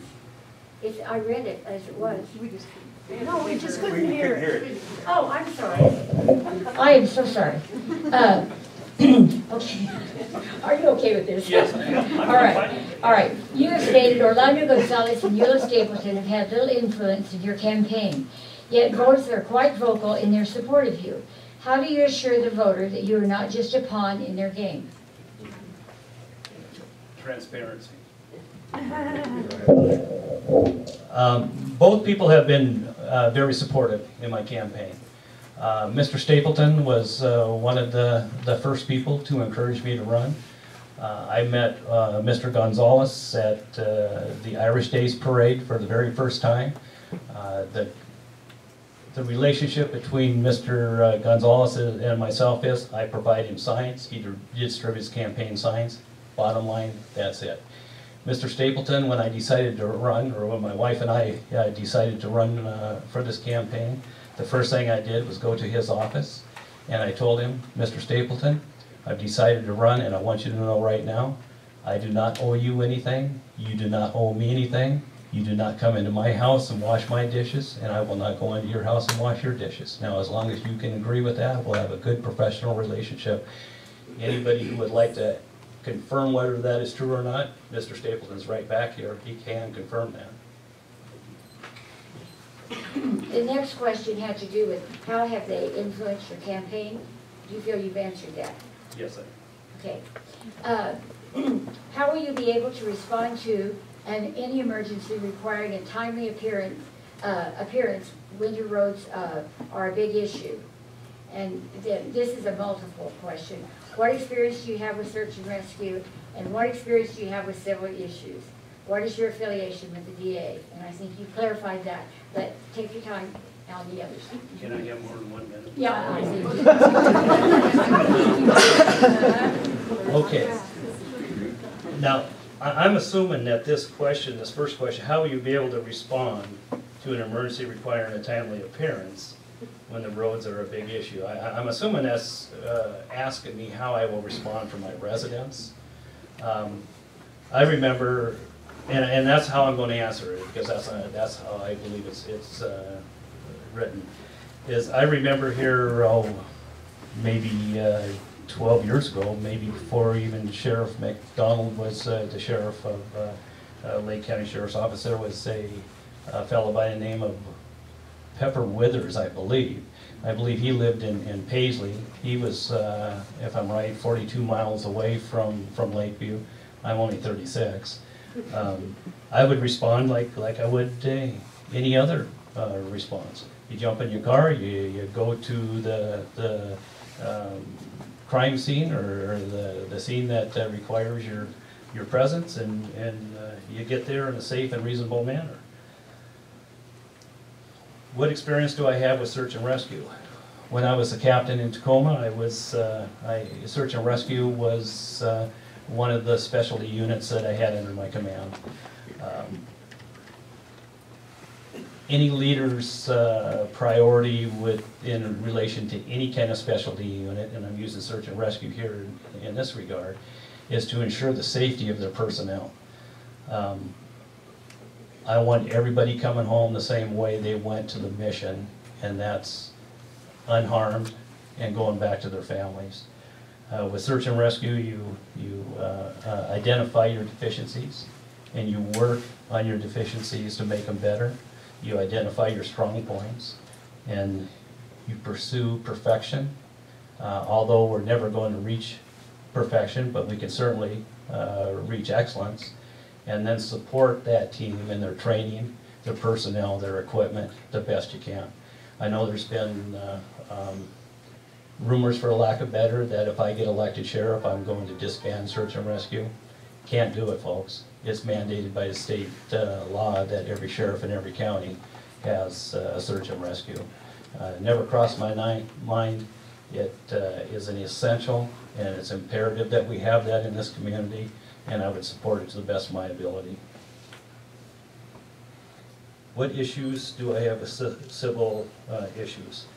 As a sergeant, I was trained by the FBI in one of my certifications as a chemical agents deployment instructor, a riot team instructor, and I was supervising our civil disobedience team. As a lieutenant, I was a commander of that unit, and as a captain, I also was a commander of that unit. What is my affiliation with the DA? Mr. Stapleton and I are friends. There's nothing to lead me to believe that he's anything other than a good person. If you're asking me what I think of him or what experiences I have with him as a DA, I can't give you none. I have no experiences with him as a DA, but as a person, he's nothing other than a good person. Thank you. This other question, I don't know if you want to add anything to this or not, but it has to do with the association with Gonzales. And do you support their cause to get rid of people in the sheriff's office and probation?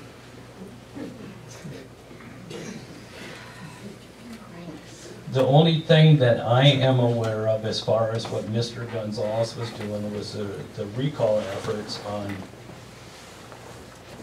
geez, I can't even remember what commissioner it was, but one of the commissioners in Sheriff McDonald. I was asked if I would be interested in signing the petition, and I told them I definitely want nothing to do with that. I don't know Sheriff McDonald. And I'll say the same thing about him as I said the DA. From what I know of Sheriff McDonald, he's nothing other than a good person.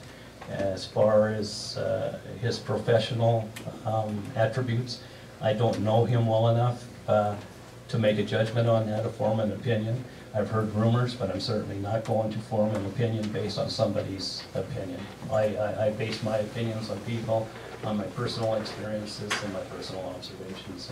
And Sheriff McDonald, like I said, is, in my opinion, is nothing other than a good person. The next 4 or 5 questions. How will your salary affect your retirement? Are you concerned that by being elected you may no longer be eligible for retirement or PERS you may currently be receiving? And do you or will you be getting a pension from Washington State? And if so, why do you financially need this job? They're all connected.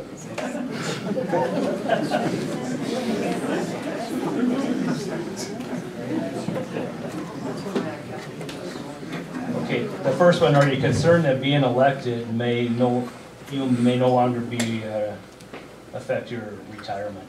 That's the first thing I looked at prior to putting my documentation is to run for this position. My retirement in Washington State is completely different than the retirement here in Oregon. It does not affect it at all. As far as why do I need this financial job, I don't need it. Financially, I do not need it. I'm doing it because I choose to do it, because I have something to offer that I believe that the county sheriff's office can benefit from. Like I said, I still have the desire. I think I probably retired too early. I have the desire, I'm motivated, I'm a professional law enforcement officer, and this is what I do best. I like serving the community, and that's why I'm pursuing this.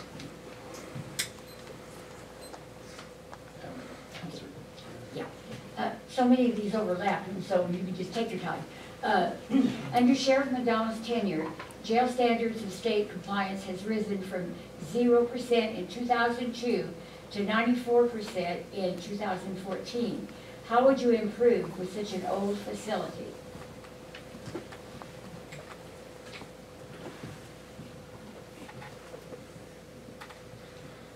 But the only thing that I can say on this, because I'm very unfamiliar with the jail, I never had anything to do with the jail other than booking a prisoner into a jail. I've never had experience supervising it or anything. But this is my understanding of this question here. If there was inspections that revealed that the jail was deficient in a number of ways and it was hazardous to the inmates and the personnel that work in the jail, I would certainly meet with the commissioners, and we'd have to come up with some kind of plan to either renovate or find a new facility. The next two questions are interrelated. What law enforcement activities are you currently a member of? And how are you currently involved in our community? Do you volunteer or do anything since you have lived here for 6 years that shows your support to this county?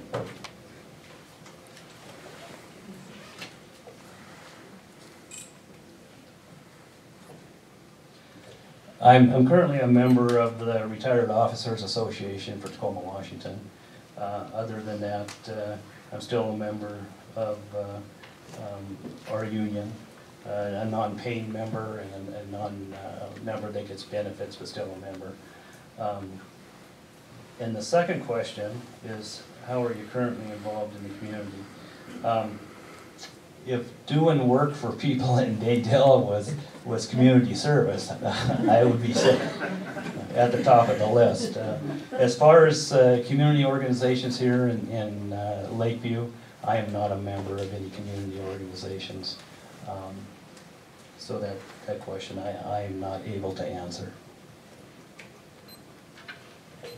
Your work history shows no experience in managing a budget. What is the current county budget, road department budget, or sheriff's department budget?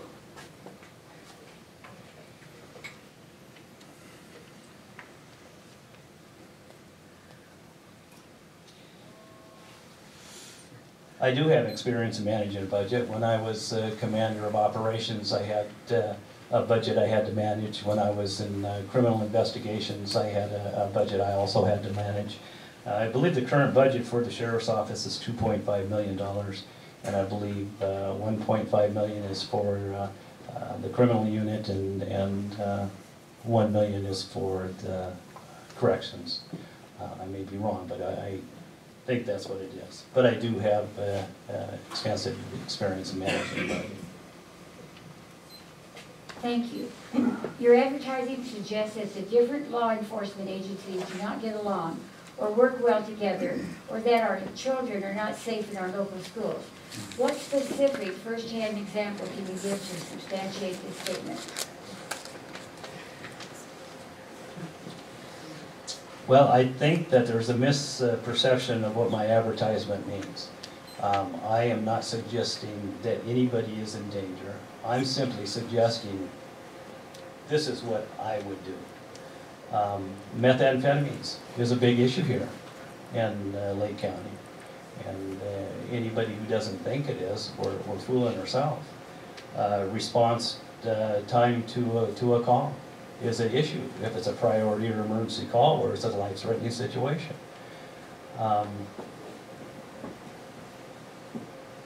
My advertisements in the paper are just programs that I would like to implement.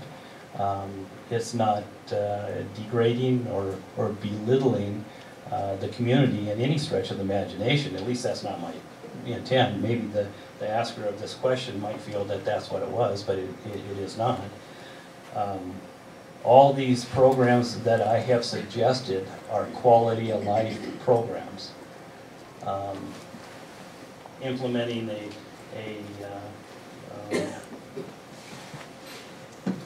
a program that safeguards our kids in school.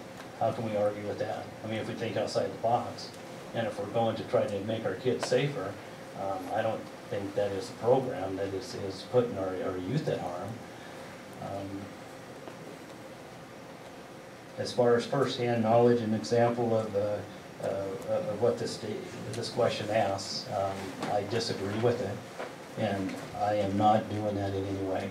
As far as the cost of my programs to the general taxpayers, the price of what it costs to put it on paper is all it's going to cost. These programs, like I said, are quality of life issues for every person in the community. Thank you. Why do you think all law enforcement employees and those in the criminal justice system get along? Why do you think all law enforcement employees and those in the criminal justice system don't get along.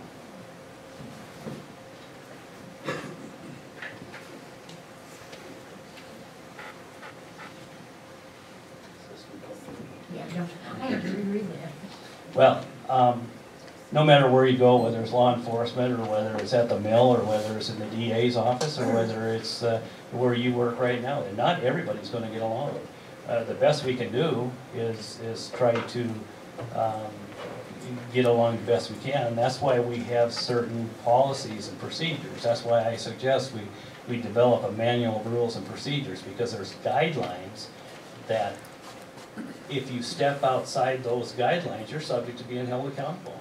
Now, whether that accountability is in a form of positive discipline or negative discipline, that's up to the person who continues to, or who violates these policies, or who continues to violate these policies. So it is kind of a safeguard for employees to act in an appropriate manner, act in a professional manner, and get along with one another. If law enforcement cannot get along with one another, what are they going to do for you when they come out and respond to a call for service? What will you do to reduce the high level of child molestation in Lake County?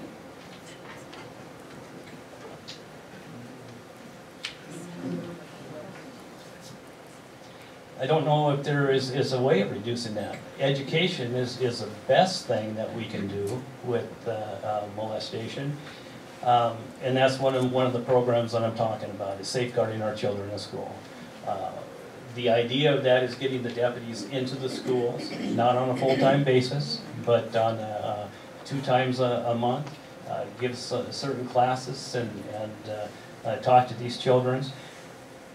I believe, now with the approval of the school administration and with the approval of parents, I believe we cannot teach these children too young.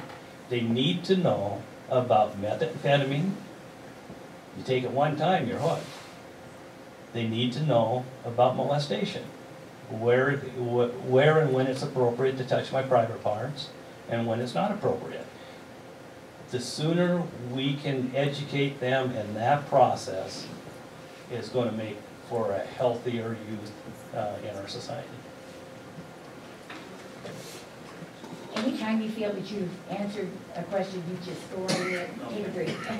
Yeah. Okay, and you've answered this, I think. What is your experience and plan with small town budgets, and what is your stance on overtime for deputies and lack of coverage for a few hours each night?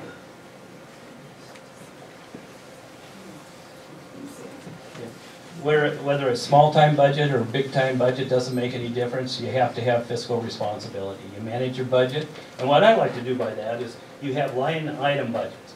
It means on one line you have a certain amount of money for a certain thing, and you divide. I divide that by 4. You know, you got 4 quarters in a year, and so I work on a quarterly basis. We don't go over that budget on that quarterly basis. If we start getting close to it, we shut it down on that certain line item until the next quarter. Now, I realize the biggest expenditure that any kind of agency faces is overtime. Sometimes overtime is just the cost of doing business. You try to stay within the boundaries of the budget and practice and discipline yourself to fiscal responsibility. What is the most important improvement you would like to implement if elected?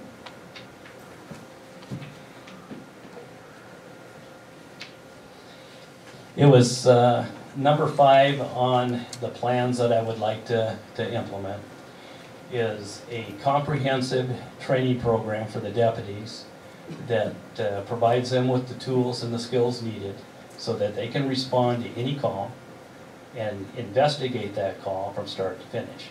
Now, I realize that there's going to be some incidents, some calls that they go to they're just not going to be able to do, and it's unrealistic for me to stand here and tell you they can do that.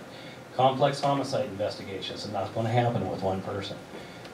Complex fatality accident investigation, not going to happen with one person.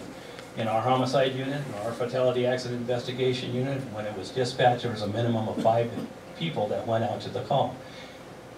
I'm not suggesting that one deputy be able to handle these complex situations. But I am suggesting that the deputies can go to the calls, burglaries, process the scene, identify and package the evidence, execute search warrants, interview witnesses, interview victims, interrogate suspects, and I'm stopped.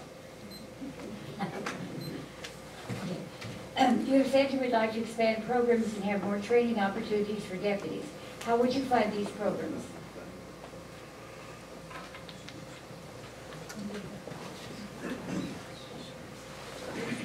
One of the best way to fund these, like I mentioned earlier, is fiscal responsibility. You divide the budget into quarters, you have a certain amount of money for training, you act within that quarter, and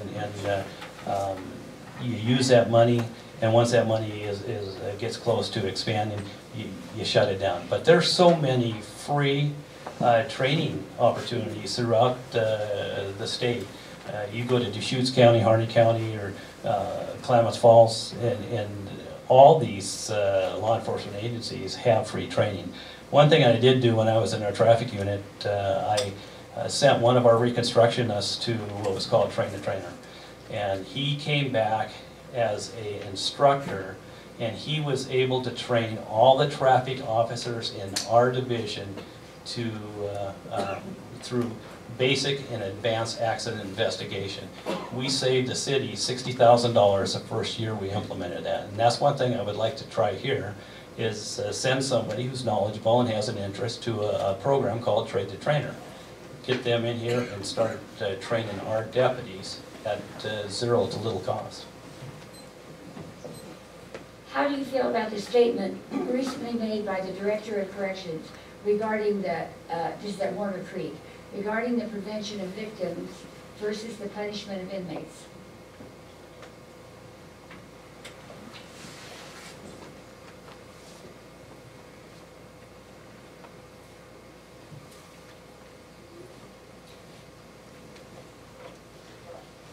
I'm not aware of this statement, so I'm really not able to respond to it. Okay. Thank you anyway. If elected, what would you implement to reduce recidivism?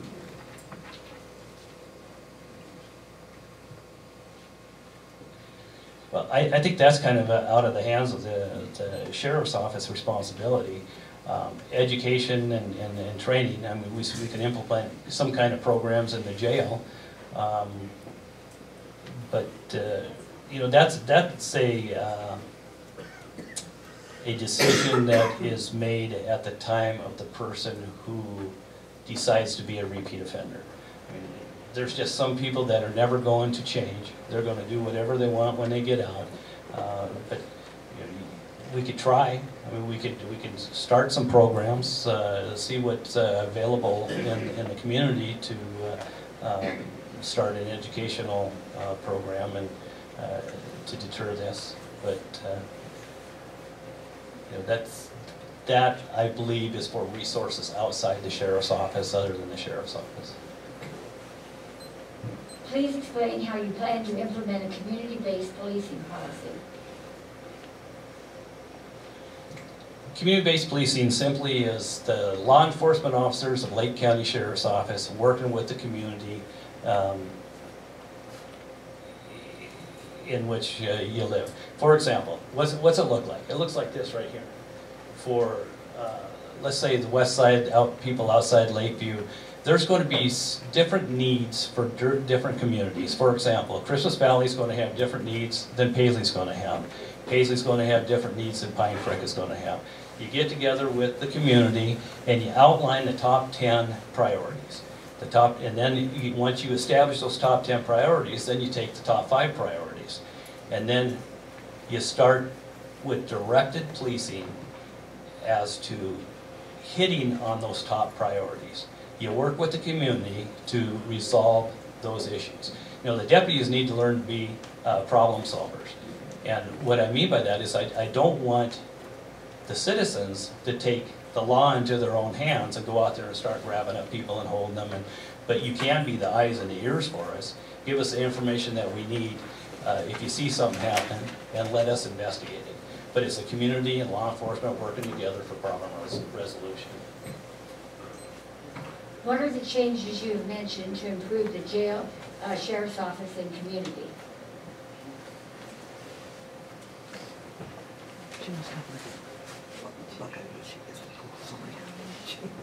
Well, the first thing I would do if I was elected sheriff, as far in regarding the jail, I would sit down with jail staff, find out what the deficiencies are, what are the things that need to be improved in the jail, and work at using the money that's for renovation, if there is any money in the budget for renovation, or if you have, determining on what kind of budget you have, if it's a line item budget or a carryover budget, any money that you can save on a carryover budget, you put in a savings account, and after 4 years, say if you are saving $25,000 a year, at the end of 4 years, you have $100,000 to make those improvements. As far as improvements with the sheriff's office, these 5 programs that I outlined, like I say, they're will improve the sheriff's office as far as response, and as far as the community. All these programs that I outlined are all quality of life issues.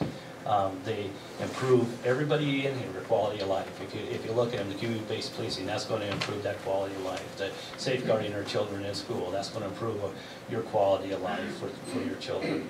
And then you go on and on. They're all quality of life issues. That's how you're going to improve the sheriff's office and the community. Is restorative justice a means to avoid the criminalization of our youth in Lake County?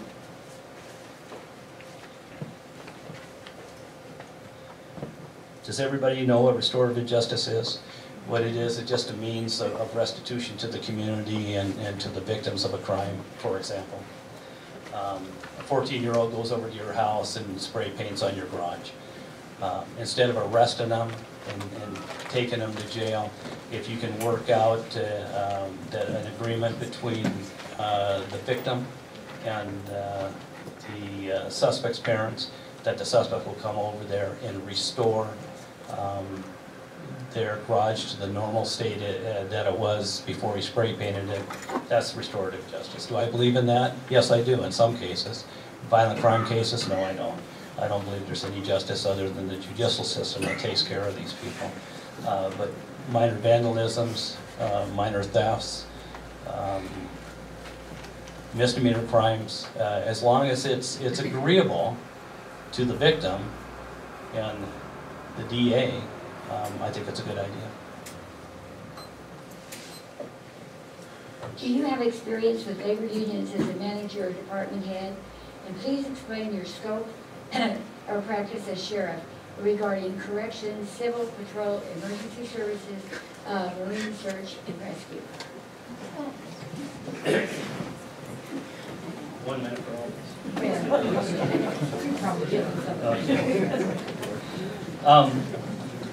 I've never been the president, vice president, or an active union representative, but I have extensive experience with the union. As a manager, any kind of disciplinary issue, you're going to fight the union. But there are some cases that you just have to fight the union. I believe that, and I'm just using disciplinary cases right now with my union experience. There's some cases that, and I'll give you an example of this, is we arrested one of our guys for child molestation. The union fought tooth and nail to keep him as a Tacoma police officer. Now I think that in that case, they've lost their moral compass. Their job is just to make sure that union member gets due process hearing. But they went to any extent to fight it. So there's just some battles you have to pick, and you got to do the right thing. They're going to fight you, but it may cost some money. But you just have to, put your foot down, and you just have to go the extra mile on that.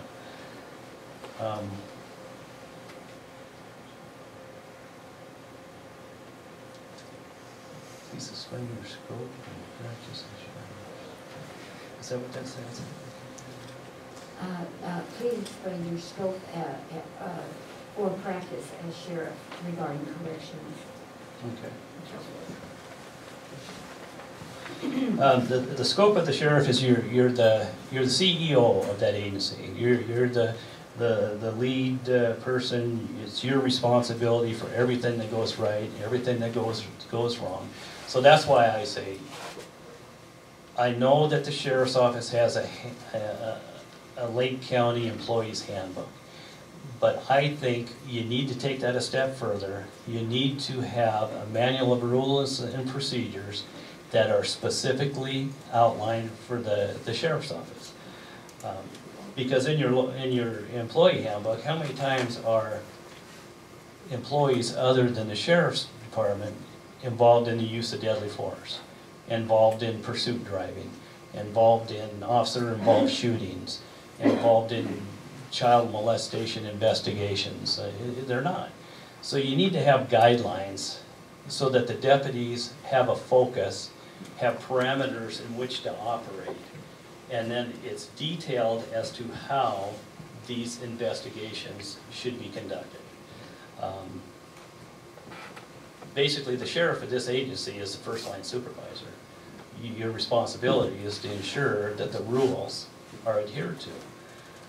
As far as patrol, that covers that. Same as corrections. Doesn't make any difference whether it's corrections or whether it's patrol. You'll have a different manual of rules and procedures, but there'll still be guidelines and there'll be rules in the procedural way on how you deal with things. The Marine unit, I don't know, I personally don't know if that's something that is necessary, because I know the Oregon State Police have a obligation to check the lakes and patrol the lakes. I think that is something that would be best served with the reserve program. And the reason why I say that is because I want our resources. We're limited. We have 7 deputies. I want those deputies on the street serving you and the communities of Lake County.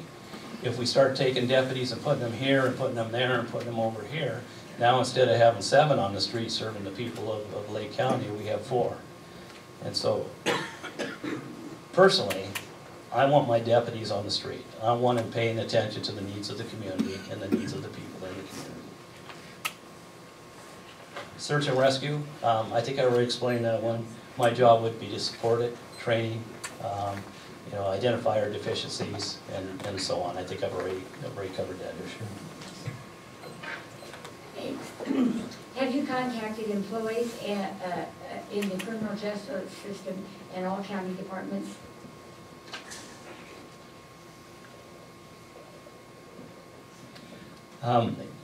I don't know what this actually means. I'm assuming if I've contacted employees on the sheriff's department in regards to my running for sheriff, I did not intentionally seek them out.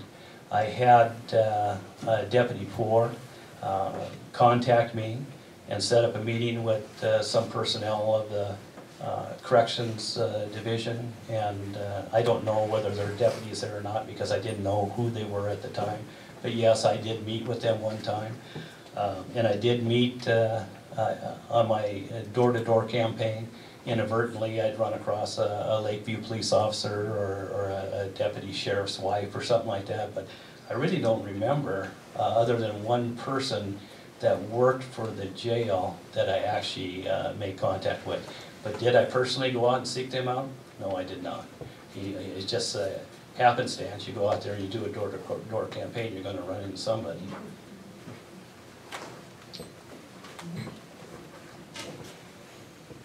If you became the new sheriff, what are your plans for providing a written report of department activities in the newspaper on a regular basis as is done by the state and town police?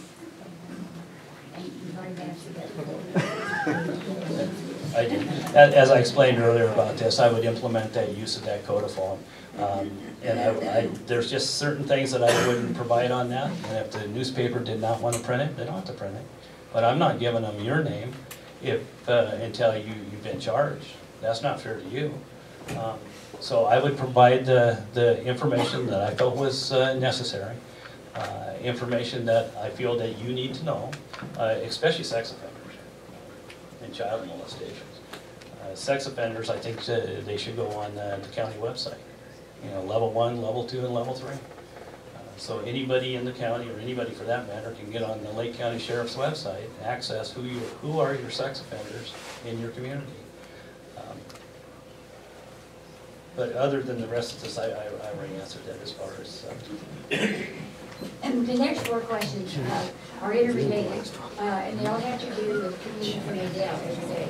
If so, would this be at taxpayers' expense, mileage, and wear and tear?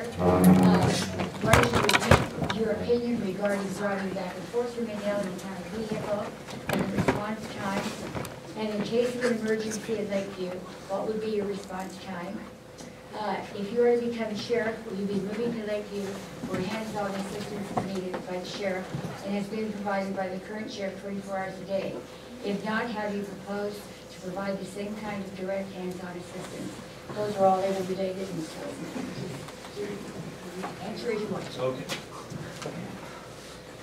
Do I plan to commute from Adele every day? Yes, I do. Is that going to be at the taxpayer expense? Yes, it is. In my opinion, that's just the cost of doing business. No different than the resident deputies in Christmas Valley coming to Lakeview for court. It's just a price. It's the price we pay.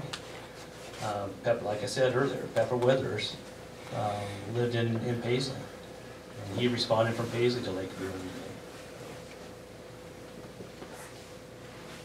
My response time from Adele to Lakeview, I'm guessing, would be 20 minutes, maybe a little bit longer, depending on the type of call. If it's a routine call, you respond at a normal speed. If it's a priority call, I'm sure that that's going to be stabilized by the time I get there. If it's an emergency call, then you respond appropriately, depending on traffic conditions, road conditions, and so on.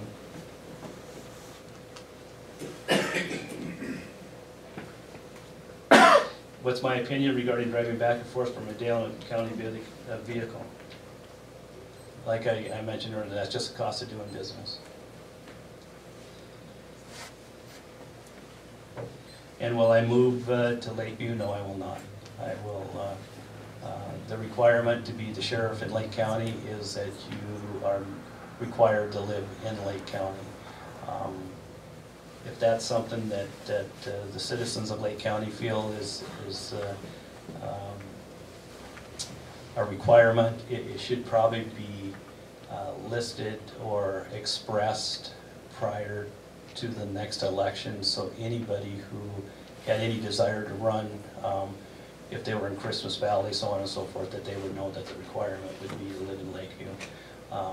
I reviewed that prior to making this commitment, and the requirement was not that I had to live in Lakeview. Thank you. Have you made application to the Lake County Sheriff Reserve Program to get an insight into the program, and how did you get your information? When I first moved down here from Tacoma, I remember my wife and I went to Roundup, and I believe it was Mr. I don't know if I'm pronouncing his last name correctly, Scott? Scott. Mm-hmm. Mr. Scott and Mary O'Sullivan were there. My wife and I walked into the fairgrounds, and I was asked to be a reserve at that time. I respectfully declined. I told them at the time that if I wanted to do this, I would have stayed with Tacoma, so I declined to do that. I have not made application to the reserve program, and the way I know about the reserve program is because I used to be in a reserve program prior to being hired on Tacoma, and I've made some inquiries with people that have knowledge about this reserve program here, and that's how I learned my information. And as far as, I got to go back 2 questions, or maybe it was 3. I did run into a reserve officer, and I believe her name is Kimberly Buck, and I did meet her. So if I pursued meeting the county people, I did meet her, but that was just on my door-to-door campaign. Mike, what experience do you have with grant writing? Very little. we had grant writers for the police department, and what we would do is just outline what we needed and what it was used for, and the grant writers would take care of that and execute all the paperwork needed. Why does Lake County rent jail beds from Klamath County Sheriff's Office? And is this paid with general fund monies?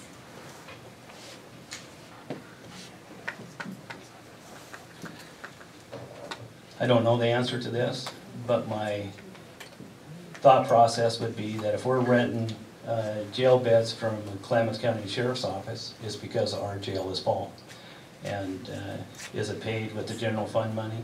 I would assume that the money that we're paying out of our budget to house people in our own personal jail would be paid for the same funds in Klamath County Jail. Your advertisements show you in the uniform. What department are you representing, and is this not misleading the public? When was your most recent shift you worked as law enforcement?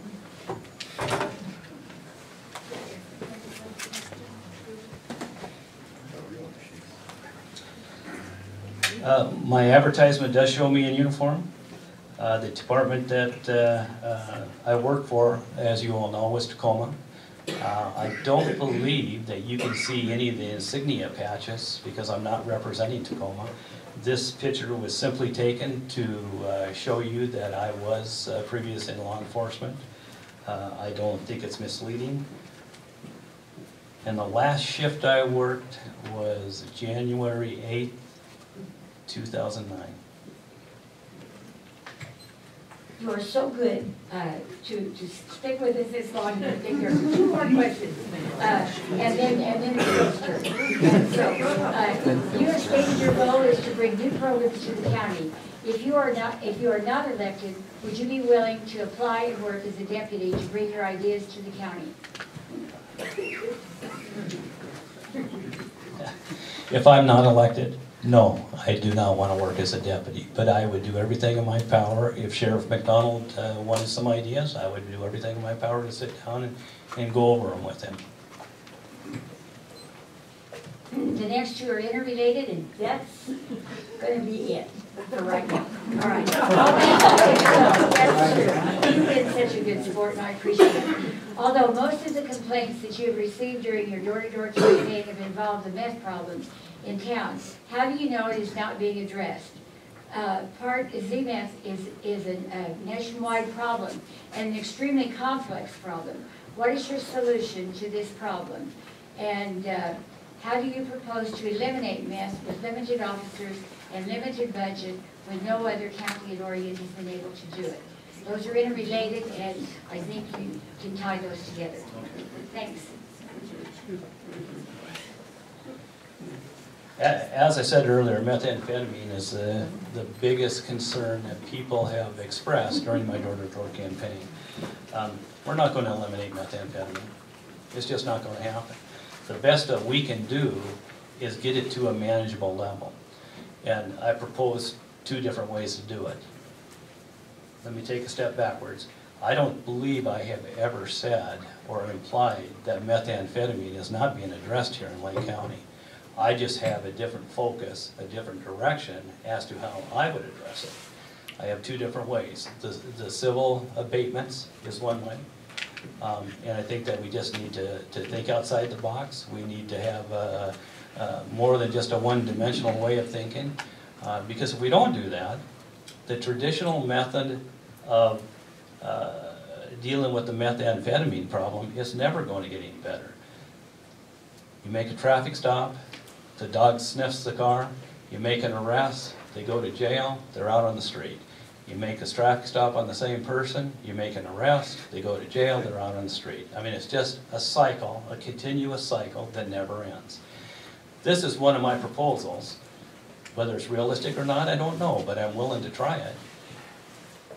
Is when you make an arrest on a methamphetamine user, you need to know everything about it. And that's when you need aggressive deputies that are motivated and want to do this. You make the arrest, you find out everything about that person that you can possibly find out. You need to know where they're sleeping, where they're eating, where they're laying, and where they're sleeping with. And then when you find that out, you find out everything about those people, and you find the weak link. Now that weak link, you work that weak link until you find out who the dealer is. And when you find out who the dealer is, then you do the same thing. You find out where they're staying, where they're sleeping, where they're crawling, and then find out who all their friends are. Then you go for the supplier. And then once you get the supplier, more than likely, in my opinion, it's going to be outside Lake County. It's going to be beyond our capabilities, so my recommendation will work with the Oregon State Police, turn that investigation over to them, and let them run with it. But if we can cut off the supply that's coming into Lake County, that's where you're going to make your progress. Thank you so very much. Will you please give this nice gentleman a round of applause?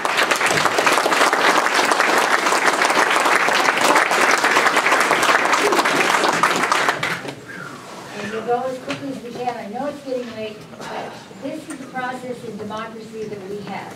And so it's a wonderful thing that all of you have come tonight.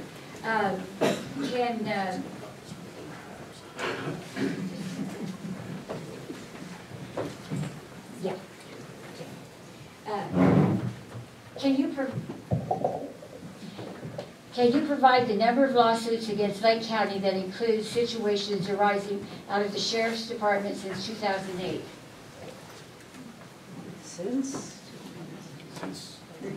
Since 2008, You can write it. I don't know. yeah, I don't know. The sheriff's office over the years since I've been sheriff has been involved in a number of lawsuits, but since 2008, I don't know. I don't know if there's any since 2008. They might have been before that. I don't remember the dates. So if I'm missing one that somebody, whoever wrote this question, talk to me. Not trying to hide anything.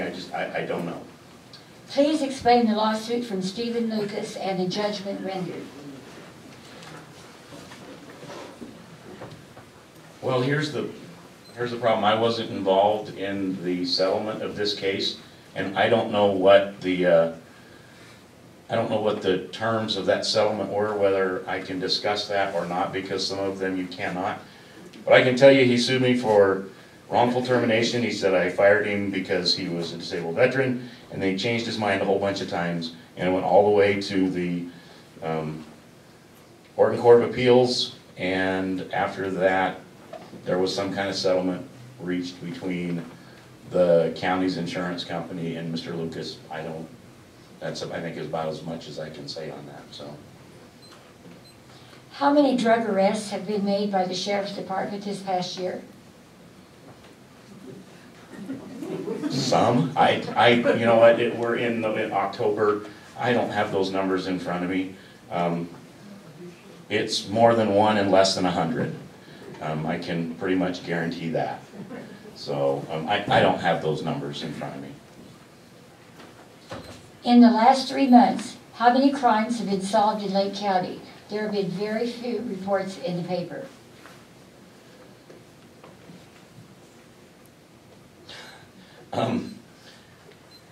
As far as solved, we don't have a lot of whodunits. I mean, we have some burglaries that are still unsolved that we don't have a suspect on yet. There's some property crimes. We've arrested a number of people for various types of crimes, from drug offenses to assaults to thefts. So there's been a number solved in the last few months, but we don't, like I said, we don't have a lot of whodunits. I mean, so. Please explain the lack of coverage during the night hours and justification of overtime versus adding new position. The lack of coverage during night hours is because those are the times when we have the least amount of call volume. That's how I've set the schedule. And overtime versus adding a new position, the problem with that is my overtime line item is about $78,000 for the sheriff's office. That's what I have in the general fund overtime line item. That's enough to pay one deputy's salary, but that doesn't eliminate the need for overtime because, you know, I do have guys that work nights and work weekends. They work till 2 o'clock in the morning. And so when they get called in on their days off for court, I pay overtime. If they're at 2 o'clock in the morning when they're supposed to be, you know, getting off and going home, and at 1:45 when they're driving home, they happen to pull somebody over and arrest them for a DUI, now I'm looking at 3:30, 4 o'clock in the morning before they get home. Or there's a domestic disturbance, or there's some kind of call right before the end of the shift.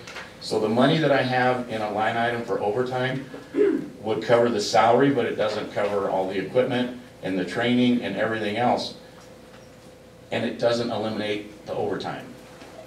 So without adding enough for 24-hour coverage on both ends of the county, once we have that, then we could start reducing our overtime. But without it, it's subject to call.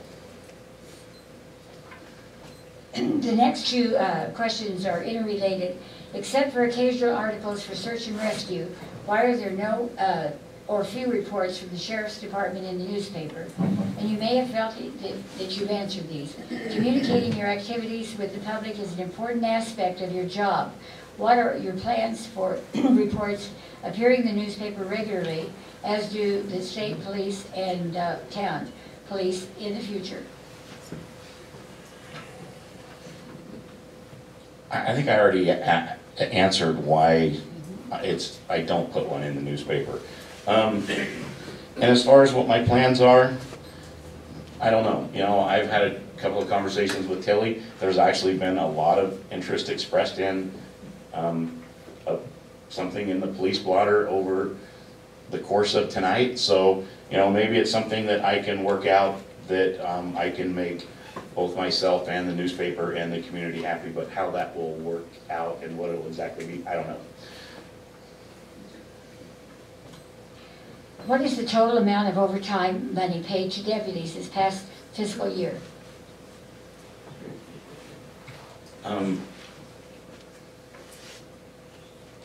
You know, I understand the need for this question, but I do not have that number, and I'm not going to guess at it. I have, last year I think I had $76,000 in the general fund overtime line item, and then I have overtime line items in our search and rescue, in our Title III 234, in my 290, and what the actual dollar amount of overtime paid for the whole sheriff's office, I do not know off the top of my head, because it's split up between different line items and budgets. In what community activities are you involved? Lots. I do, I mean, I help everywhere where I'm asked. I've been involved with the swim team, with doing fundraisers with the boosters, with search and rescue, doing fundraisers, with anybody that asks me to help. I don't say no, so that's one of my problems. You know, I used to be a Rotary member. I'm not anymore, not because I don't like Rotary. In fact, I think it's a great thing, but I had 3 kids, and you know, Rotary is one of those that wants your money, and the Lions wants your time. Well, I didn't have any money because of my kids, and I didn't have any more time for the Lions. So, but you know, I help everywhere I can and wherever I can.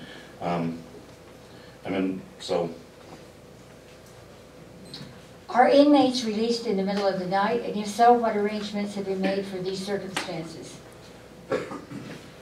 Inmates are released in the middle of the night quite frequently.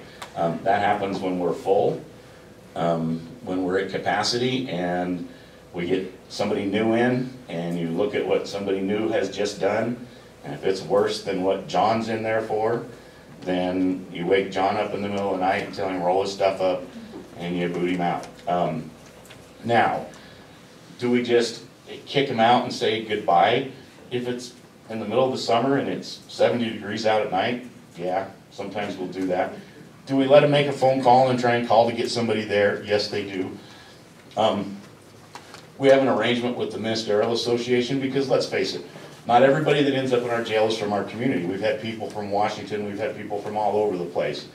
When we have to kick somebody out in the middle of the night and they don't have anybody that can come get them, we get a hold of one of the ministers, just like somebody that's traveling through, because even though they've been in jail, it's not their fault they're getting kicked out in the middle of the night. And we try and get them a room, and we've let people sit in our little visiting room for 6 hours until they're not in custody anymore, but it's in the middle of winter and somebody's driving from Eugene to come get them. We let them sit there. We do what we can to accommodate them. But like I said, if it's 70 degrees and there's no danger, yeah, sometimes we kick them out in the middle of the night and say, have a nice night. Does the jail have a medical program? Do you provide medications to your inmates? How much does this cost? Yes, the jail has a medical program. We have a contract with Dr. Graham's office. Lisa Cahill, the nurse practitioner that works in there, actually provides our sick call and most of our medical services. And yes, we pay for prescriptions. We pay for their medications while they're in jail. And how much does this cost? The contract, it's in a line item. The contract's I think it was either $24,000 or $25,000 this year. And then we also have a line item specifically for paying for medications and other medical costs, because sometimes we have to take them to the hospital, or if they're on a transport and they end up in a hospital somewhere else, that's outside of our contract with our local practitioners. So we have, I think it's roughly $53,000 in another line item to help pay for medical costs for the inmates in the jail. As the union agreement allows for drug testing of new employees, have you been conducting drug testing on newly hired employees? Yes, it's a conditional offer of employment. They have to pass a drug test. They have to take a psych eval, and they also part of the conditional offer of employment is that they must pass the academy. So, and sometimes they don't get to the academy for a while because we don't get to the whether it's basic police or basic corrections, we don't get to schedule the dates they go. We don't get to pick those. It's when the class dates are available, and they actually schedule the student. So as a conditional offer of employment, they have to pass a drug screening test, they have to pass a psych evaluation, and they have to pass the academy. And if they fail any of those, then they're gone. All right. Explain how the size of our county, that 7 deputies are spread so thin. 5,386 divided by 7 and me. And the thing is, like Harney County's bigger than us. But Harney County, most of their population is all located in one geographic area. You take a look at Lake County, and we're spread out over this whole county. Now that might be 30 people here and 50 people there, and 300 people here, and but the fact is we're spread out over this entire county, whether it's a rancher living up by Alkali Lake or all the way out by 395 on Christmas Valley Highway.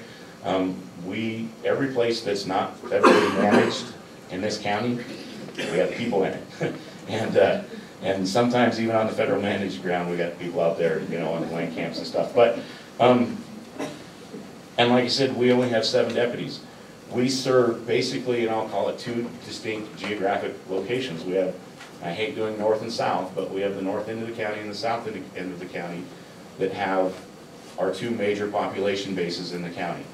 And I have 3 deputies on the north end, and I have 4 deputies on the south end. And one of those deputies is paid for by the OHV grant, and so he spends about 50% of his time on the north end, out in the sand dunes, and in other off-highway vehicle, ATVs, that kind of stuff, doing that work. So that's basically 3.5, and 3.5 doesn't get you to 24-hour coverage. Thank you. It has been said that during the Lake County Roundup, that all deputies are brought to Lakeview and there is no police coverage in North Lake County. How do you respond to this? It's not in fact true.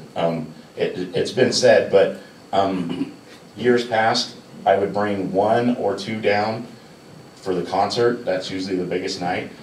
This year I had 1 deputy that came down and actually spent the weekend down here. The other 2, 1 came down for the concert night, just for the concert, and 1 stayed north.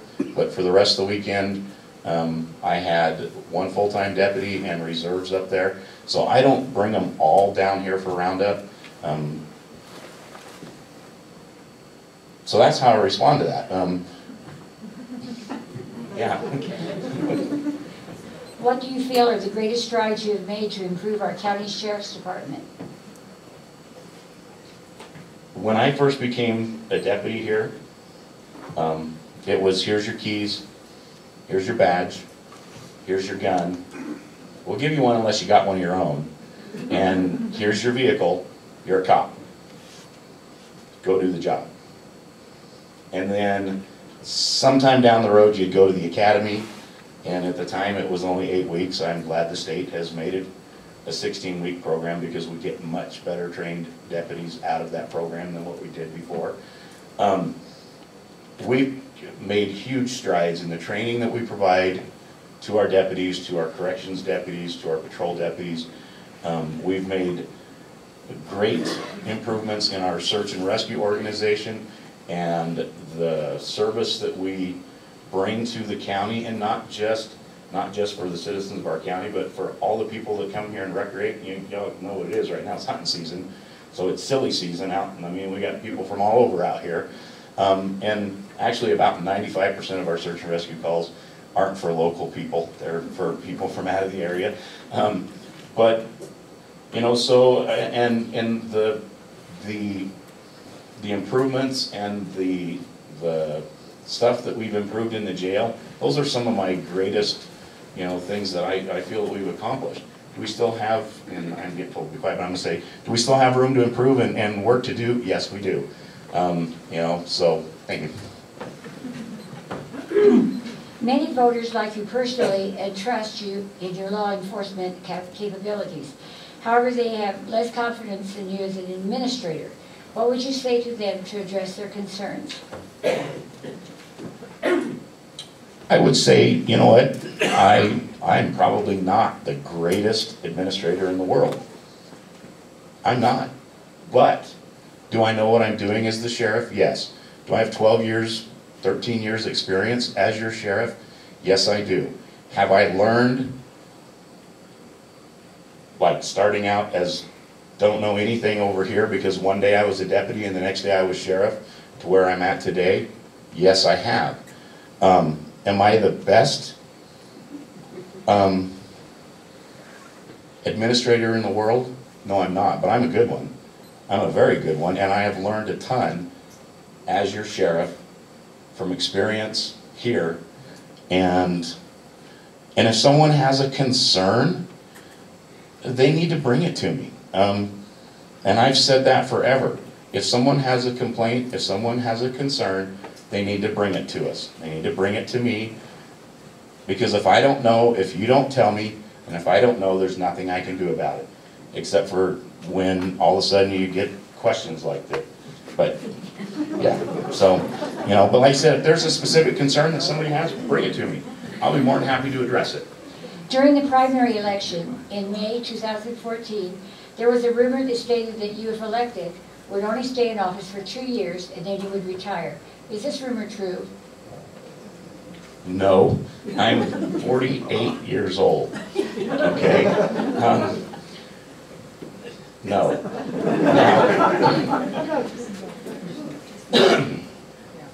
would I like to retire someday? Yes, I would. You bet I would. But I would not leave in the middle of my term if reelected. That's just not a true rumor. It is a rumor, but it's not true. Okay, what one action as sheriff are you most proud of? And name a few of your greatest accomplishments as being sheriff. What are your goals in your next term? I mean, I think I already said what, you know, some of the things I'm most proud of. I'm most proud of the improvements we've made to search and rescue, to the jail, to training. My goals in my next term would be to continue the improvements in the jail, continue improvements in training. I would like to see additional staff. I would like to see additional patrol deputies, at a minimum of one more on each end, just to help. I mean, because honestly, my guys get worked hard.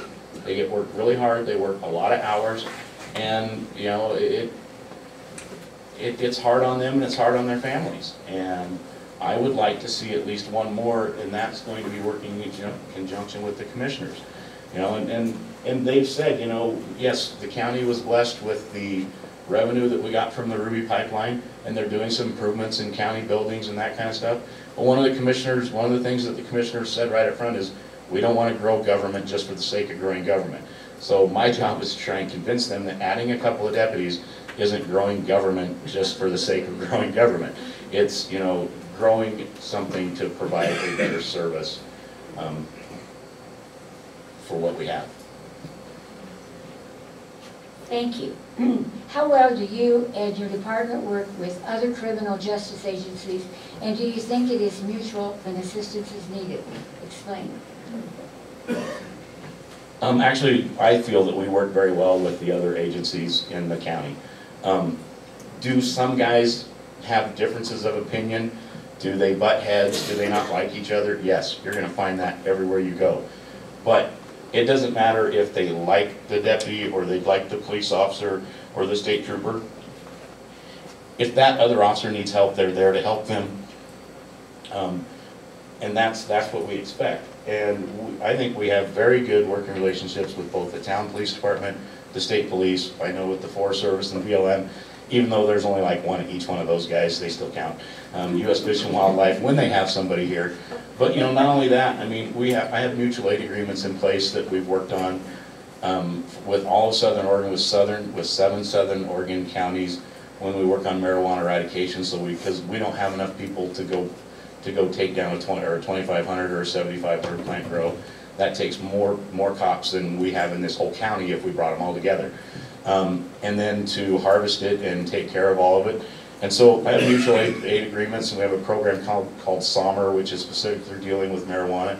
And then another one that I'm proud of, that we have another mutual aid agreement, and it's 7 Oregon counties and 2 California, or 9 Oregon and 2 California counties for providing search and rescue. When we run out of resources, then we put out a call and they send us people, and we do the same when they need help. It's been a great program for us. The next 2 questions are interrelated, and you can take them both at the same time. In today's paper, Ken Turkle was mentioned as working as a training officer at the jail. What type of training was Turkle providing? And our local newspaper stated that Chuck Poore released a statement to the public regarding Ken Turkle. Why didn't you make a statement, as you are by law in charge of the jail and its employees? Ken Turkle was a longtime employee in the jail, and he helped train new employees as to what their duties would be in the jail. What he did, I don't approve of, I didn't condone, I had nothing to do with, it wasn't on duty, and my wife told me, don't get defensive. I can tell that I'm starting to on this question. And the fact is he went through a court process, and he ended up pleading guilty. He was a former employee, because we did what we needed to do when this came out. And when I say we, I did, the county, as your sheriff. I did the appropriate action, put him on administrative leave, and he resigned within a week. So, yeah, he was a long-time employee. He knew what to do in the jail. That's why we didn't house him in our jail. We housed him in Klamath County Jail, because he knows every policy procedure and every person that worked in our jail. And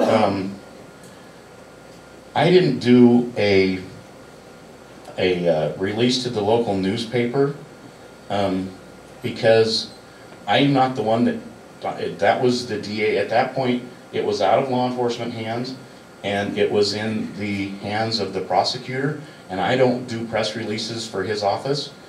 And, you know, on the other hand, if the newspaper wanted a comment from me, that's something that they could have asked.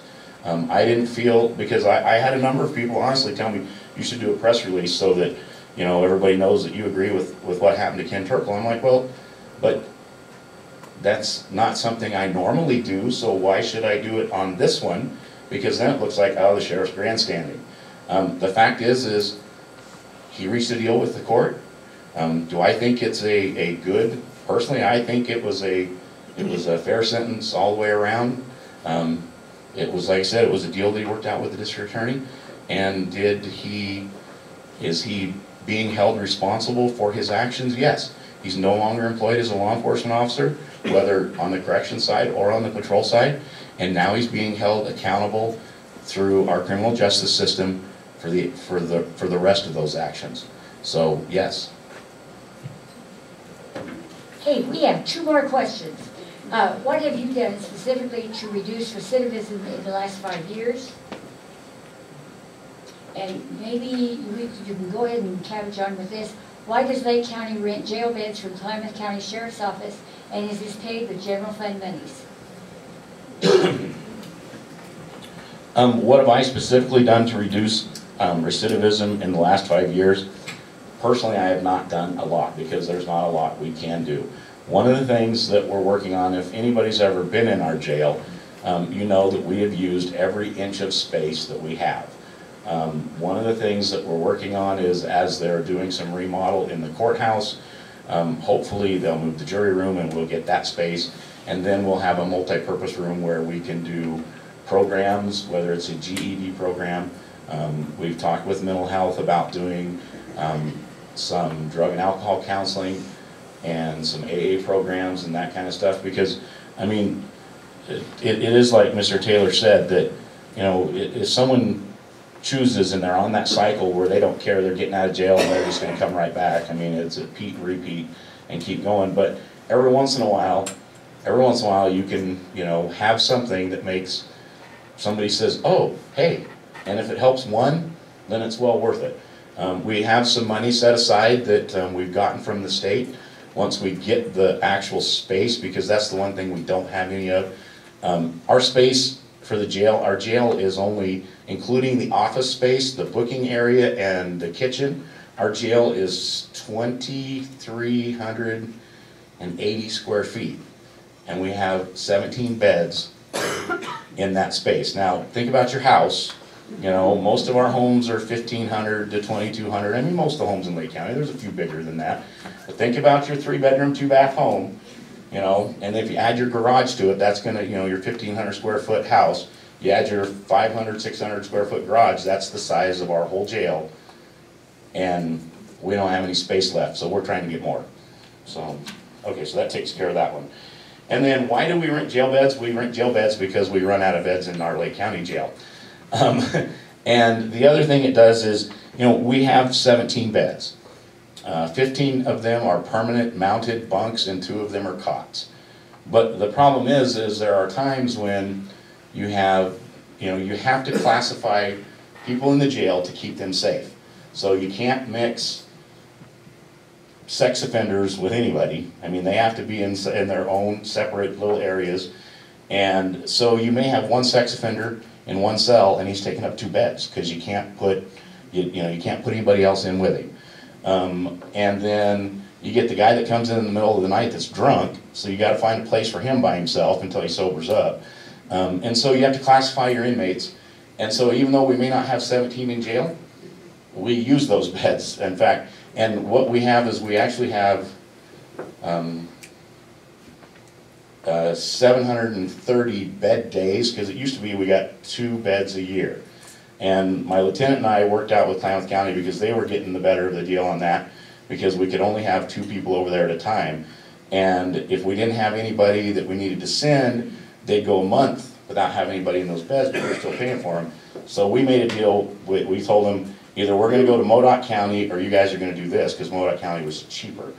And so now we have 760 bed days, and so there are times when we have 5 people over there in their jail instead of ours, and but that's actually not paid for out of general fund dollars.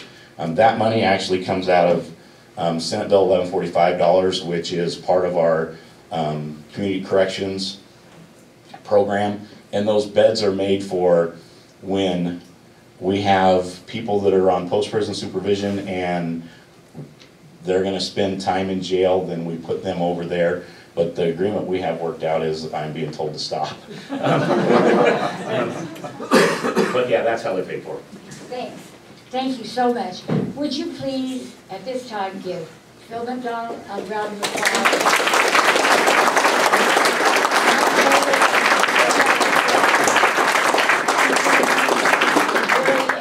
Your questions tonight.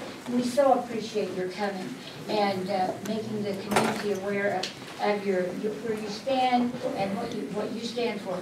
I have to say that this is a nonpartisan election of the sheriff. Somebody came up to me and said, but you have little bobbleheads here. And well, we do that because of the floor. And actually, they were in front, and I have to explain this because I had 5 people come and say, Laura, you can't have that here.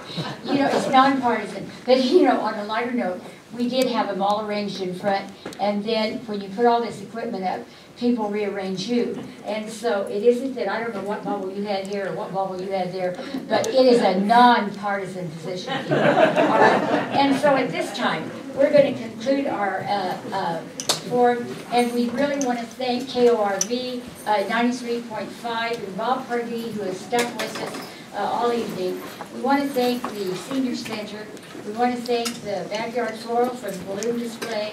We want to just thank all of you for coming out and being aware that it is so important to be an informed voter, and then each one peruse your voter's pamphlet, go to the polls, and Stacy even has a little voting booth there if you prefer to vote like you used to.